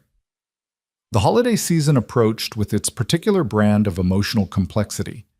Emma had always found Thanksgiving and Christmas difficult, reminders of family expectations and personal failures, of the life she'd thought she'd have versus the reality she'd built. But this year felt different because Daniel and the twins kept asking what her traditions were, what she liked to do, whether she'd spend the holidays with them. "I don't want to intrude," Emma protested when Daniel invited her to Thanksgiving dinner. "That's family time." "You are family," Lila said with the blunt certainty of a 7-year-old. "You're with us all the time anyway. You might as well be there for turkey, too." "Lila's right," Daniel agreed. "Emma, you're part of our lives now. I don't want to do holidays without you. The girls don't want to do holidays without you. Please say you'll come." So Emma found herself on Thanksgiving Thursday in Daniel's kitchen, helping prepare a meal while the twins helped by sneaking bites of everything and periodically running through the house in costume pieces from their dress-up box. It was chaotic and messy, and nothing like the formal, quiet Thanksgivings of Emma's childhood. It was perfect. They ate at Daniel's dining table with its mismatched chairs and cheerful chaos, and when they went around saying what they were grateful for, Nora said, "Miss Emma," without hesitation. Lila added, "Miss Emma's cookies," which made everyone laugh, and Daniel met Emma's eyes across the table with an expression that said, everything words couldn't. After dinner, while the twins were occupied with a movie, Daniel and Emma did dishes together in comfortable silence. Emma washed, Daniel dried, and somewhere in the rhythm of ordinary tasks, Emma realized she'd stopped being afraid. "I love you," she said, the words emerging naturally between one plate and the next. "I know it's fast and probably too soon, and maybe I shouldn't say it, but I do. I love you and your daughters and this messy, complicated life we're building." Daniel set down the plate he'd been drying and turned to face her fully. "Emma Price, I have been waiting for you to say that so I could say it back without freaking you out. I love you too. I've loved you since you looked at my library blueprints like they were poetry. Maybe before that. Maybe from the moment my daughters walked into that cafe and chose you." They kissed with dishwater hands and the sound of animated characters singing in the background, and it was completely unromantic and absolutely perfect. Later that night, after Emma had gone home and the twins were in bed, Daniel sat in Julie's office looking at her picture. "I hope this is okay," he told the photograph. "I hope you'd approve. She's nothing like you. She's quieter, more uncertain, still figuring out who she is. But she loves our girls. And she makes me remember what it feels like to look forward instead of back. I think you'd like her. I think you'd be glad I found her." The photograph, of course, said nothing, but Daniel thought Julie's smile looked approving, and that would have to be enough. December arrived with cold weather and the stress of final exams. Emma was juggling schoolwork, cafe shifts, library consulting, and increasing time with Daniel's family. Something had to give, and it turned out to be sleep. She functioned on coffee and determination, showing up to everything but slowly unraveling at the edges. Daniel noticed but didn't push, having learned that Emma needed to figure things out for herself. But when he found her asleep at his kitchen table one evening, head pillowed on her architecture textbook while the twins did homework around her, he decided intervention was necessary. "Emma, sweetheart, wake up." He gently shook her shoulder. "You can't keep doing this to yourself." Emma jerked awake, disoriented and embarrassed. "I'm fine. I was just resting my eyes for a second." "You were snoring," Lila informed her helpfully. "Loudly." "I don't snore." "You definitely snore," Daniel confirmed. "And you have textbook creases on your face. Emma, you're running yourself into the ground. Something's got to give." "I can handle it." "Nobody's saying you can't, but you don't have to handle everything alone. Let me help. Let Mrs. June help. Let the people who love you share the load instead of watching you burn out." Emma wanted to argue, wanted to insist she was fine, but she was so tired. Tired of trying to be enough. Tired of proving herself. Tired of carrying everything solo because asking for help felt like admitting weakness. "I don't know how to let people help," she admitted quietly. "I've been doing everything myself for so long." "Then learn. Start small. Stay here tonight instead of driving home exhausted. Let me make you dinner. Let the girls entertain you with their very dramatic retelling of today's playground politics. Let yourself rest." So Emma stayed. She borrowed one of Daniel's t-shirts to sleep in, and the twins insisted she read them bedtime stories in voices that made them giggle. And when Daniel found her afterward, curled up in his guest room looking small and vulnerable, he sat on the edge of the bed and brushed hair back from her forehead. "You don't have to be perfect," he said softly. "You don't have to earn your place here. You just have to be yourself, messy, tired, overwhelmed, human. That's all any of us can be." Emma caught his hand, holding tight. "What if myself isn't enough?" "It always has been. You just haven't let yourself believe it." She fell asleep holding his hand, and Daniel sat there for a long time watching her breathe, marveling at how someone so uncertain of her own worth could have changed his entire world in 6 weeks. The semester ended with Emma passing all her classes with grades that surprised her, high marks and instructor comments praising her insight and creativity. She'd proven to herself that she belonged, that she could do this, that Marcus's assessment had been wrong all along.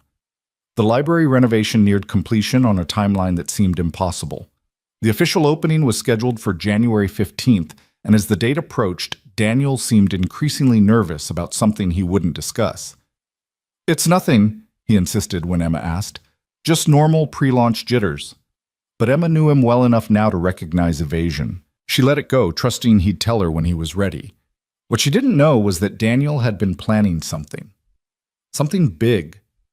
Something that would either be the most romantic gesture of his life or a spectacular disaster.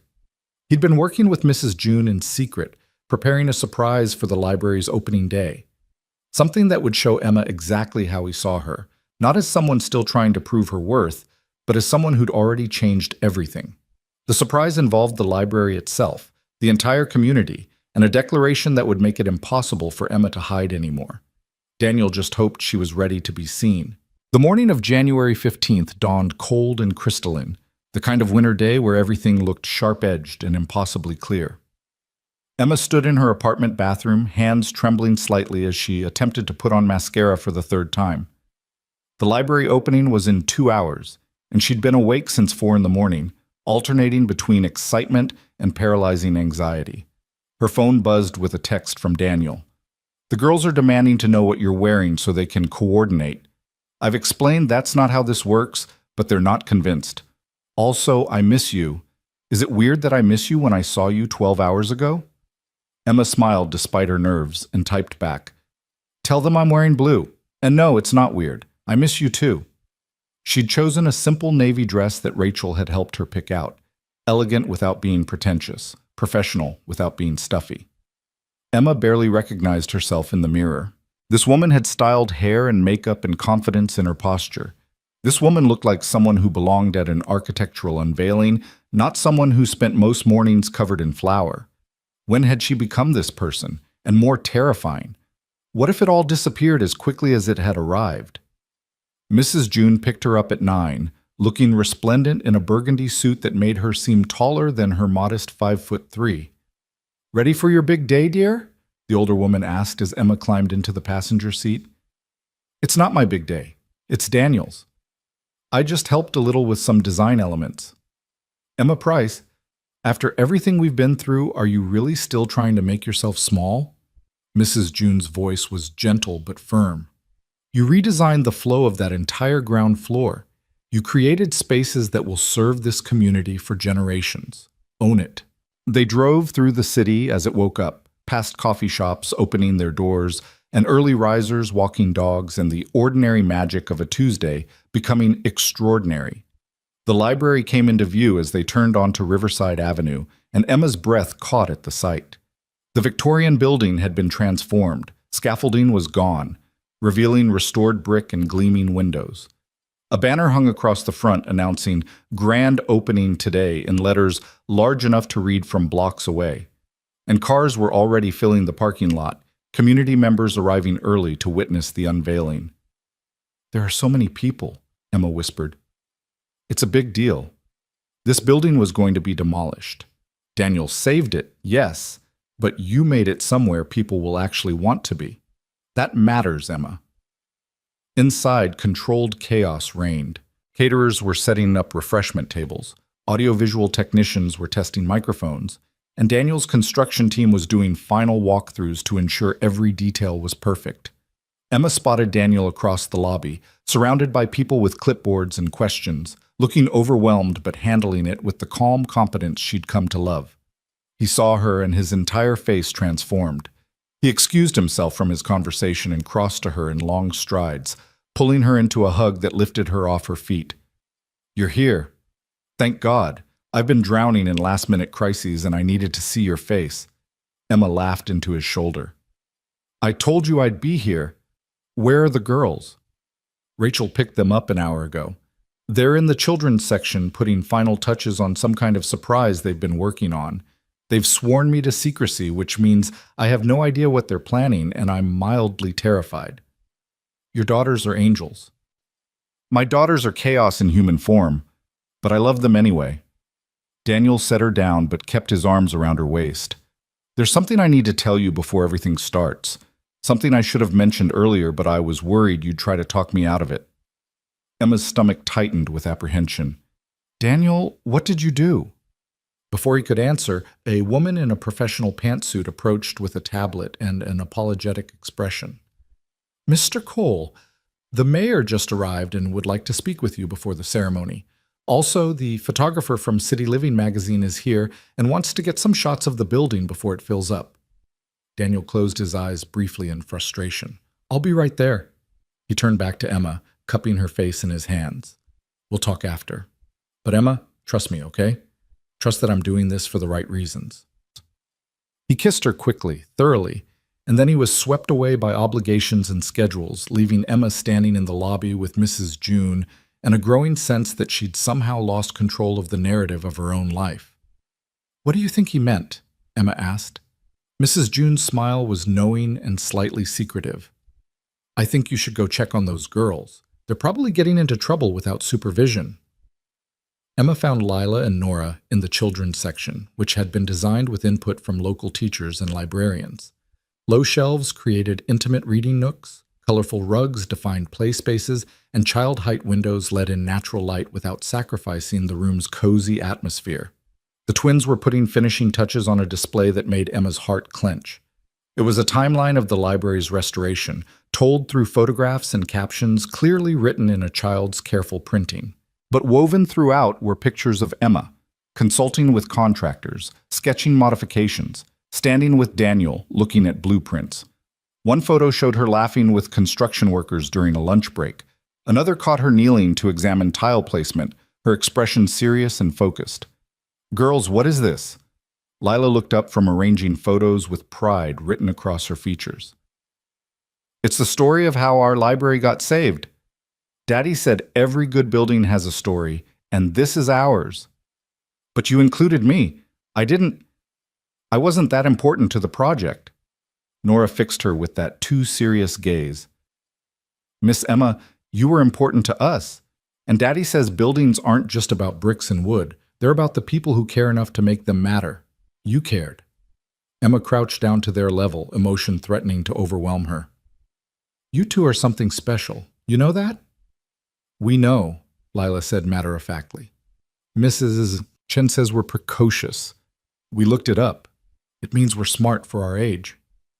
"It definitely means that."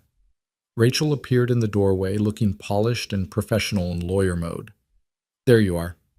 Em, I need to steal you for a minute. Mrs. June says you need to see something before the ceremony starts." Emma followed her sister through hallways that were beginning to fill with arriving guests. City council members mixed with neighborhood residents, architecture students clustered near columns to discuss restoration techniques, and children ran between adults with the unselfconscious energy of people in a space designed to welcome them. Rachel led her to what would become Mrs. June's cafe space. The area was still partially set up, with equipment covered in protective plastic and furniture not quite arranged. But on the main wall, visible from anywhere in the cafe and extending into the adjacent reading area, was something Emma hadn't seen before. A dedication plaque, beautifully designed and clearly custom-made. But instead of the generic acknowledgement she'd expected, the text made her freeze. "The Riverside Library Ground Floor. Design Consultation by Emma Price. In recognition of her vision in creating spaces where community and comfort intersect, where function serves beauty, and where every person who enters feels seen and welcomed. Architecture is not just about buildings, it's about building hope. Below that, in smaller text, sometimes the bravest thing we can do is try again. This library stands as testament to second chances, for buildings, for dreams, and for hearts brave enough to rebuild. Emma's hands flew to her mouth as tears started streaming down her face. He didn't. Rachel, tell me he didn't do this. He absolutely did. He also fought the Historical Society and the City Council and about 6 different committees to get permission to put your name on this wall. Apparently, he was very insistent that your contribution deserved recognition. But I don't have my degree yet. I'm not certified. People are going to think, they're going to think exactly what's true, that you're talented, and you contributed meaningfully to this project and you deserve credit for your work. Rachel grabbed Emma's shoulders, forcing her to meet her eyes. Emma, stop. Stop finding reasons to diminish yourself. Daniel is giving you credit you earned. Accept it. Be proud of it. Let yourself be seen. The ceremony was scheduled to begin at 11. By 10:30, every seat in the main reading room was filled and people were standing along the walls. Emma found herself in the front row between Mrs. June and Rachel, with Lila and Nora squirming excitedly on either side of Daniel, who sat at the end of their row. Local news cameras were set up in the back, and the energy in the room vibrated with anticipation. The mayor spoke first, discussing the importance of preserving historic buildings and serving community needs. A representative from the Historical Society talked about the restoration process and architectural significance. And then Daniel took the podium, looking nervous in a way Emma had rarely seen. "Good morning, and thank you all for being here," he began, his voice carrying through the sound system. 2 years ago, this building was condemned. The structural damage was significant, the cost of repair seemed prohibitive, and most people assumed it would be demolished to make way for something modern and efficient. He paused, his eyes finding Emma in the crowd. "But this community fought for it. You showed up to meetings, you wrote letters, you refused to let history be erased for convenience, and you reminded me why I became an architect in the first place. Not to build monuments to ego or profit, but to create spaces where people's lives unfold in meaningful ways." Daniel's voice grew stronger, more confident. "This library almost didn't survive, just like some of us almost didn't survive our own personal collapses. But buildings, like people, can be restored. They can be made stronger in the broken places. They can be given new purpose while honoring what they once were." He pulled a small object from his pocket. Emma couldn't quite see what it was from her seat, and held it up. "When I first met the woman who would become my design consultant on this project, she brought me heart-shaped cookies. I was working through the night, stressed and exhausted, and convinced I had to carry everything alone. And she showed up with food and kindness and a perspective I desperately needed."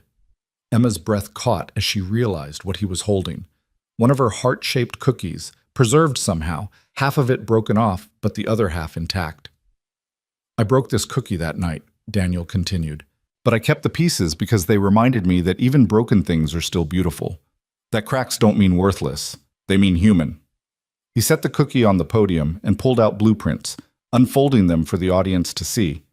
"These are the original plans for this floor, functional, safe, but not inspired. And this," he unfolded a second set, "is what it became after Emma Price looked at them and saw not just a building, but a community. She saw how people would move through the space, where they'd want to gather, how light and openness could serve both privacy and connection." Emma wanted to sink through the floor. Everyone was looking at the blueprints, comparing them, murmuring appreciatively about the changes. The news cameras had zoomed in on the drawings. She was being publicly credited with work she still wasn't sure she deserved credit for. "Emma told me she stopped pursuing architecture because someone convinced her she wasn't good enough," Daniel said, his voice softening. "And I'm standing here today to publicly declare that person was wrong. Not just wrong, catastrophically, completely, unforgivably wrong." He gestured around the room. "This space exists because Emma saw possibilities I'd missed. The cafe flows naturally into reading areas because Emma understood that community happens when spaces invite it. The children's section feels magical because Emma remembered what it was like to be young and scared and needing a place that felt safe." Daniel's eyes were locked on Emma now, speaking to her even as he addressed the crowd. I'm a trained architect with 15 years of experience and degrees from prestigious schools. But Emma, with 2 years of interrupted education and 3 years of doubt, saw things I couldn't see. Because talent isn't just about training, it's about how you understand people and spaces and the way they intersect. He stepped down from the podium, crossing to where Emma sat. She was crying openly now, not even trying to hide it, and Lila had grabbed one of her hands while Nora held the other. Daniel knelt in front of her chair, pulling out a folder Emma hadn't noticed him carrying. "This is a contract," he said, his voice now for her alone even though the microphone picked it up. "A formal offer for you to join Cole Architecture as a junior designer once you complete your degree. Starting salary, benefits, and a mentor program where you'll work directly with me and our senior team. You'll have your own projects, your own clients, and full credit for your work." Emma couldn't speak, couldn't process what was happening. This was too much, too public, too everything. "I'm not offering this because we're together," Daniel continued. "I'm offering it because you're talented and you bring something to architecture that can't be taught. You understand that buildings are for people, not for portfolios. You see spaces the way some people hear music. And Emma," his voice cracked slightly, "I want to spend my career learning to see things the way you do." The room erupted in applause. People were standing, clapping, and Emma could hear Mrs. June beside her crying happy tears. Rachel was squeezing her shoulder. The twins were bouncing in their seats with barely contained excitement. And Daniel was still kneeling in front of her, holding out a contract that represented everything she'd thought she'd lost forever, waiting for her answer. "I don't understand," Emma whispered, though the microphone carried her words through the room. "Why would you do this? In front of everyone? Why not just ask me privately?" Daniel's smile was tender and knowing. "Because you've spent years hiding, Emma. Years making yourself invisible, because someone told you that you weren't worth seeing. And I needed you to understand, needed everyone to understand that you're not invisible. You never were. You're brilliant and talented, and you deserve to be acknowledged publicly, proudly, without apology." He stood, pulling her to her feet with him. "I'm not proposing marriage, even though my daughters have opinions about that too. I'm not asking you to be anything other than exactly who you are. I'm just asking, will you let yourself be seen? Will you take the job and the credit and the career you've earned? Will you stop hiding?" Emma looked around the room at faces watching with anticipation and goodwill. She saw her architecture professors from the college who'd somehow been invited. She saw Daniel's construction team who she'd worked alongside. She saw community members who'd smiled at her during planning meetings. She saw her sister and Mrs. June and 2 little girls who looked at her like she hung the moon. And she saw Daniel, this man who'd entered her life through chaos and stayed through scandal, who'd seen past her carefully constructed walls to the person she'd been trying to protect from further disappointment. "I'll take the job," she said, her voice stronger than she expected. "And Daniel, thank you for making me stop hiding." The room exploded with applause again. Daniel pulled her into a hug while the twins crashed into both of them, creating a tangle of arms and laughter. And somewhere in that moment, Emma felt the last pieces of Marcus's assessment of her worth finally, completely shatter. She wasn't too quiet. She wasn't too small. She wasn't not enough. She was exactly who she was supposed to be. The rest of the ceremony passed in a blur. The mayor cut the ceremonial ribbon, guests toured the facility exclaiming over architectural details, and Emma found herself surrounded by people congratulating her, some genuinely, others with barely concealed skepticism that she chose to ignore. The catering company Mrs. June had hired served food in the new cafe space, and Lila and Nora gave enthusiastic tours of the children's section to anyone who'd listen. Emma was examining the dedication plaque, still unable to believe her name was on it, when a familiar voice spoke behind her. "Impressive work, really, I mean that." She turned to find a man she hadn't seen in 3 years standing a respectful distance away. Marcus. Older, his hairline receding slightly, his expression difficult to read. Emma's first instinct was to run or hide or make herself small. Her second was to call for Daniel, but her third, the one she chose, was to simply stand her ground and wait for him to explain what he was doing there. "I know I'm probably the last person you want to see," Marcus continued when Emma didn't respond. I came because I saw the article in City Living magazine about the restoration and your involvement, and I needed to. He stopped, struggling with words in a way Emma had never seen him struggle. You needed to what? Her voice was calm, neutral. Apologize for what I said when I ended things, about you being too quiet, too small, not enough. Marcus ran a hand through his thinning hair. I was cruel and I was wrong, and I've spent 3 years knowing I was wrong but being too much of a coward to admit it. Emma studied him. This man who'd shaped 3 years of her life through his absence and his harsh assessment. And she felt nothing. No anger, no vindication, no desire to make him hurt the way he'd hurt her. Just a distant sort of pity for someone who'd let his own insecurity damage another person. Why now? She asked. Why apologize now after 3 years? Because I saw your work and realized you'd become exactly what you were meant to be despite what I told you. And I saw the way that architect, Cole, talked about you in the article with so much respect and admiration, and I realized I'd been so focused on what I needed that I never saw what you could be. Marcus's voice was heavy with regret. I'm not asking for forgiveness or another chance. I'm just saying I was wrong. About all of it. And I'm sorry. Emma thought about the person she'd been 3 years ago, young and uncertain and so desperate to be chosen that she'd accepted criticism as truth. She thought about the person she'd become, still uncertain sometimes, still learning, but no longer willing to make herself small to fit someone else's expectations. Thank you for the apology, she said finally. It's more than I expected and probably more than I needed. But Marcus, I've spent 3 years letting your words define me. I'm not going to spend another minute on them.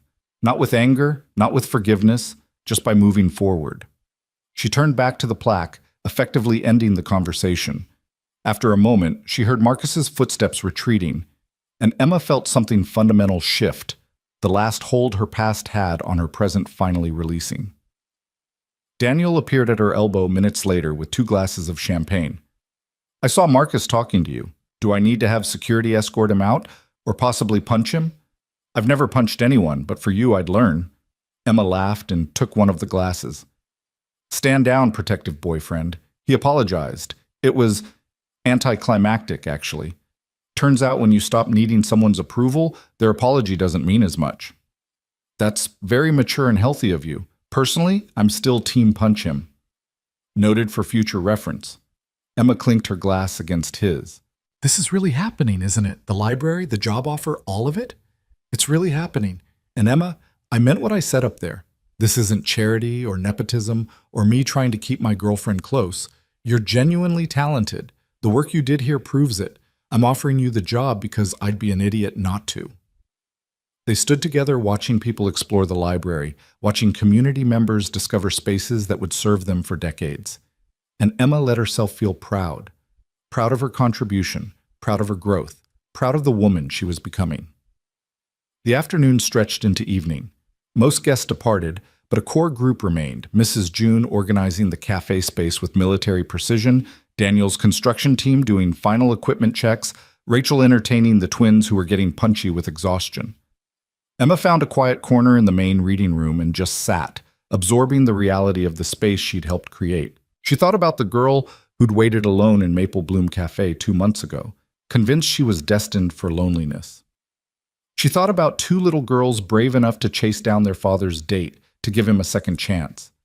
She thought about Daniel, who'd somehow seen past her carefully constructed invisibility to the person hiding underneath. Miss Emma? Nora's voice interrupted her reverie. The twins approached hand in hand, their earlier energy replaced by contemplative quiet. Hey girls, shouldn't you be going home? It's getting late. Daddy's talking to reporters, Lila explained. We wanted to ask you something first. Emma patted the bench beside her, and both girls climbed up, flanking her like bookends. Nora spoke first, her serious face even more grave than usual. Are you going to stay? Like, forever? Emma's heart clenched. What do you mean? People leave, Nora said simply. Mom didn't want to, but she had to. And Mrs. Chen's daughter moved away and never visits. And our teacher, Miss Rodriguez, left to have a baby and didn't come back. People always leave. So we need to know. Lila continued, her voice small and uncertain in a way it rarely was. Are you the kind of person who stays? Because if you're not, we need to know now, before we love you too much. Emma felt tears burning in her eyes. These children, these brave, broken, brilliant children who'd been through more loss than anyone should experience, were asking for a guarantee she wasn't sure she could give. How could anyone promise forever? How could she swear she'd never hurt them when life was so uncertain? But then she thought about the question differently. They weren't asking for a guarantee against death or disaster. They were asking if she'd choose to stay when staying got hard, if she'd keep showing up when things were messy and complicated and difficult, if she was the kind of person who ran at the first sign of trouble or the kind who stood her ground. Emma pulled both girls close, one under each arm. I can't promise that nothing bad will ever happen. I can't guarantee I'll be here forever because life doesn't work that way. But I can promise this. I will never choose to leave you. I will never walk away because things get hard or because I decide you're too much work or because I find something better. If you'll let me, I will stay for as long as you'll have me. So you're not going to leave when Daddy gets grumpy or when we have bad days or when things are hard? Lila pressed. Nope. I happen to like you guys even when you're grumpy and having bad days. Maybe especially then. What about when we're adults and don't need you anymore, Rashot? Nora asked. Emma kissed the top of her head.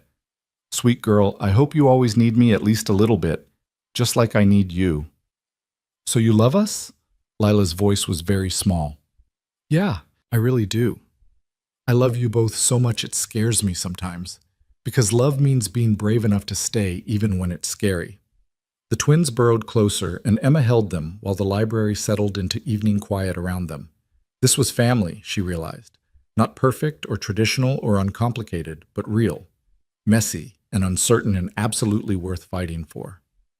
Daniel found them like that. Emma, with a twin tucked under each arm, all three of them drowsy with emotional exhaustion. He stood in the doorway for a moment just watching, his expression so full of love that Emma felt her breath catch. Hey, he said softly. Ready to go home? And the way he said home, like it was a place that included her, a space she belonged, made Emma understand that she'd found what she'd been looking for all along. Not someone to complete her or fix her or prove she was enough, just someone to see her clearly and choose her anyway. Yeah, Emma said, carefully extracting herself from the twins who were both half asleep. Let's go home. 3 months later, Emma stood in the Cole Architecture office on her first official day as a junior designer. Her desk was in a corner with natural light, and someone, she suspected Daniel, had left a vase of wildflowers and a plate of heart-shaped cookies as a welcome gift. Her degree completion was still months away, but the job contract had included provisions for her to work part-time while finishing school. She'd spend mornings in classes, afternoons at the office, and evenings still helping Mrs. June at the cafe when needed. It was exhausting and exhilarating and exactly what she wanted. Emma Price? A woman poked her head into the office space. I'm Sarah Chen, senior architect. Daniel asked me to get you set up and oriented. Welcome to the team. Emma gathered her things and followed Sarah, feeling that familiar flutter of inadequacy trying to creep in. But this time she recognized it for what it was. Not truth, but habit. And habits could be changed. That evening she had dinner at Daniel's house, an increasingly common occurrence that was starting to feel less like visiting and more like coming home. The twins had art projects spread across the dining table, and Daniel was attempting to cook something that smelled suspiciously like burning. I'm ordering pizza, Emma declared after inspecting the smoking pan. Whatever you're attempting has suffered enough. I'm a terrible cook, Daniel admitted cheerfully. Julie used to say I could burn water. I've been faking competence through takeout and cereal. They ate pizza on the living room floor while the twins chattered about their day and argued about whose turn it was to pick the movie. And somewhere in the comfortable chaos, Emma realized she'd stopped waiting for the other shoe to drop. Stopped expecting everyone to suddenly realize she wasn't worth the trouble. Later, after the twins were in bed and Emma was gathering her things to leave, Daniel caught her hand. Stay, he said simply. Not in a moving-in way or a big commitment way. Just stay tonight. I like falling asleep knowing you're here. The girls like waking up and seeing you at breakfast. We all just... We like when you're here. Emma thought about her small apartment, about the solitary life she'd constructed as protection. She thought about the risks of letting people get too close, of allowing herself to need them, of building a life that could be destroyed if things fell apart.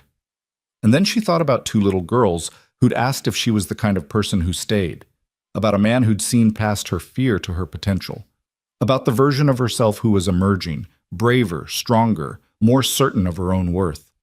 "Okay," Emma said, "I'll stay." She stayed that night, and the next, and gradually her things migrated from her apartment to Daniel's house until the line between visiting and living blurred entirely. 6 months after the library opening, she officially moved in, and they told the twins over breakfast on a Saturday morning. "Does this mean you're really part of our family now?" Lila asked, syrup dripping from her fork. "It means I'm not going anywhere," Emma confirmed. "If you'll have me." "Of course we'll have you," Nora said with her characteristic seriousness. "You're already ours. This just makes it official." The library cafe opened to immediate success, with Mrs. June running it with the same warmth and wisdom she'd brought to Maple Bloom. The original cafe location closed quietly, but the legacy continued in the new space, and regular customers followed Mrs. June to the library without hesitation. Emma completed her architecture degree with honors and became a full-time member of Cole Architecture's team. Her specialization became community-focused design, spaces that served people's emotional needs as much as their functional ones. Grief centers, community gathering spaces, affordable housing that prioritized dignity, these became her passion and her portfolio. 2 years after that first chaotic evening when two little girls had walked into a cafe looking for their father's date, Daniel proposed. Not publicly this time, but privately, in the library's reading room late on a Tuesday evening after everyone had gone home. "I know the girls have been planning our wedding since they met you," he said, kneeling in front of her in the space they'd designed together. "And I know this might seem fast by some standards, but Emma, I've spent 2 years watching you become who you were always meant to be, and I want to spend the rest of my life continuing to witness that. Will you marry me?"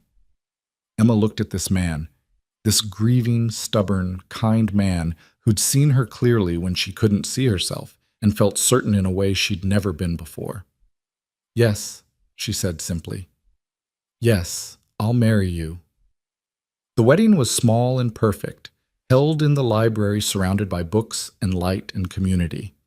Lila and Nora were joint maids of honor, wearing matching dresses and carrying bouquets of wildflowers. Mrs. June officiated, having gotten ordained online specifically for this purpose, and Rachel stood beside Emma, tears streaming down her face as she watched her younger sister finally claim the happiness she'd always deserved. They exchanged vows they'd written themselves, promising not perfection, but presence. Promising to stay even when staying was hard. Promising to keep building their life together. One day, one choice, one moment of courage at a time. And when they cut the wedding cake, a towering creation Emma had baked herself, decorated with heart-shaped cookies and love, Lila announced loudly that she'd told everyone this would happen 2 years ago and nobody had believed her. "We should have listened," Daniel said, pulling Emma close. "These two always know what they're talking about." 5 years after that first missed date, Emma stood in the office of Cole Architecture, looking at blueprints for a community center in an underserved neighborhood. Her design incorporated flexible spaces that could serve multiple purposes: after-school programs, job training, grief support groups, community meals. It was her biggest project yet, and she was terrified and excited in equal measure. Daniel appeared at her elbow with coffee and a kiss on her temple. "How's it going?" "I think I'm designing something that matters," Emma said quietly. "Something that will actually change people's lives." "That's what you do," Daniel said simply.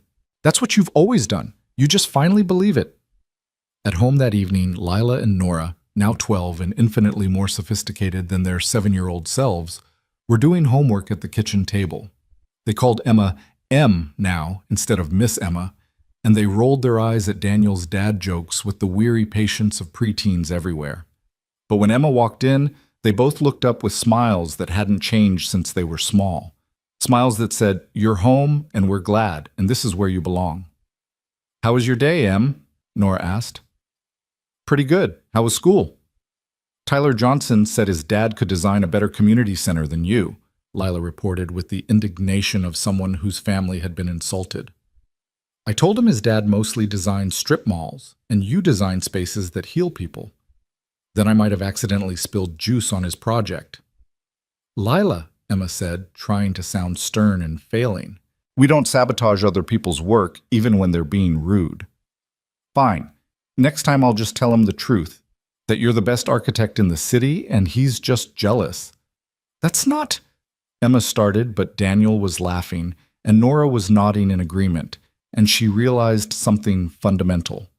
She'd stopped arguing when people said she was talented, stopped deflecting compliments or minimizing her accomplishments. She'd learned to let herself be seen, fully, honestly, without apology. That night, after the girls were in bed and Emma and Daniel were curled up on the couch with tea and comfortable silence, Daniel pulled out his phone and showed her something. It was an email from a young woman, 23 years old, architecture student, explaining that she'd read about Emma's path from failed engagement to successful architect, about how Emma's story had convinced her to return to school after dropping out when her professor told her she'd never make it in a male-dominated field. She wants to know if you'd mentor her, Daniel said. Be the person for her that you needed when you were starting over. Emma read the email twice, tears gathering in her eyes. I don't know if I'm qualified to mentor anyone. Emma Price Cole, you're a licensed architect with award-winning designs and 5 years of experience. You're extremely qualified, but more than that, you understand what it's like to doubt yourself, to be told you're not enough, to have to rebuild from broken pieces. That makes you exactly the person she needs. So Emma said yes to mentoring, and then she said yes when other young architects reached out, and gradually she found herself doing speaking engagements at architecture schools about resilience and second chances and designing with empathy. She told her story, the wedding dress in the closet, the 3 years of hiding, the 2 little girls who'd refused to let their father's date think he didn't care.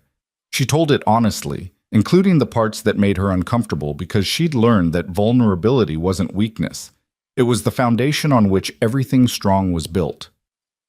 10 years after that first missed date, Emma stood at a podium accepting an award for her community center design. Daniel and the girls were in the audience, the twins now 17 and preparing for college, still rolling their eyes at their parents but fiercely protective of the family they'd fought to create. In her acceptance speech, Emma talked about how she'd almost given up on architecture, how one person's harsh assessment had convinced her she wasn't good enough, how she'd spent years hiding in safety because trying and failing seemed worse than never trying at all.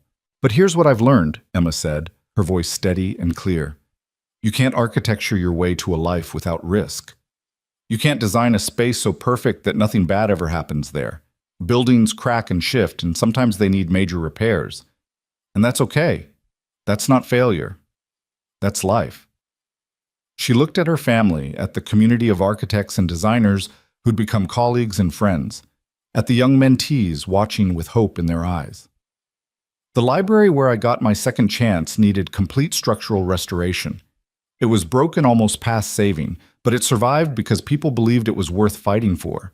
And I survived for the same reason, because people showed up and fought for me when I couldn't fight for myself. Emma held up a photograph, the same heart-shaped cookie Daniel had shown at the library opening, preserved carefully all these years. Someone once told me that even broken things are still beautiful. That cracks don't mean worthless. They mean human. I'm standing here today as living proof that he was right. My cracks, my breaks, my years of hiding, they didn't disqualify me from happiness or success. They were just part of my foundation. The part that taught me empathy and resilience and how to design spaces that hold broken people gently while they heal. The applause was thunderous, but Emma barely heard it. She was looking at Daniel, who was crying openly while the twins teased him about being emotional. She was thinking about Mrs. June, now 81 and finally retired, but still stopping by the library cafe to make sure they're doing things right. She was thinking about the community center that would break ground next month, about the lives it would touch, about the ripple effects of one person choosing to try again.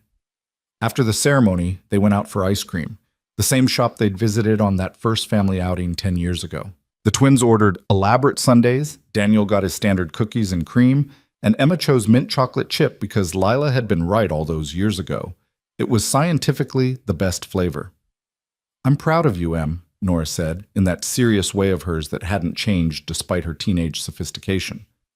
"For the award, but also for everything else. For being brave enough to try again when you could have kept hiding. For choosing us," Lila added. "For staying even when things got hard. For being exactly who we needed." Emma felt the familiar sting of tears. Happy ones this time, grateful ones. "You three are the best decision I ever made, even if I didn't make it consciously that first night." "We made the decision for you," Lila said, with the confidence of someone who'd always known exactly what she wanted. "We saw you and we knew. You were ours before you knew you were ours." "That's a little stalker-ish, Lila," Daniel said mildly. "That's love, Dad. Love means showing up and fighting for people even when they haven't asked you to. Em taught us that." They finished their ice cream and drove home through the city, past the library that had started everything, past Maple Bloom's old location that was now a yoga studio, past all the landmarks of their shared history. And Emma thought about the shy baker who'd sat alone in a cafe waiting for a date who never came. She thought about how that night could have been just another disappointment in a long line of disappointments. How easily she could have missed everything that came after, the love, the family, the career, the life she'd built from broken pieces. But two little girls in pink coats had refused to let that story end in loneliness. They'd fought for their father's second chance, not knowing they were fighting for Emma's too. They'd shown up when showing up mattered, and they'd reminded Emma that being seen wasn't something to fear. It was something to fight for. That night, after the girls were in bed and Daniel had fallen asleep on the couch mid-movie, Emma walked through their home, touching the evidence of their life together. Photos on the walls showing the twins growing up, Emma and Daniel's wedding portrait, family vacations, and ordinary moments captured and displayed. Architectural models she'd built for various projects. The twins' artwork from every age.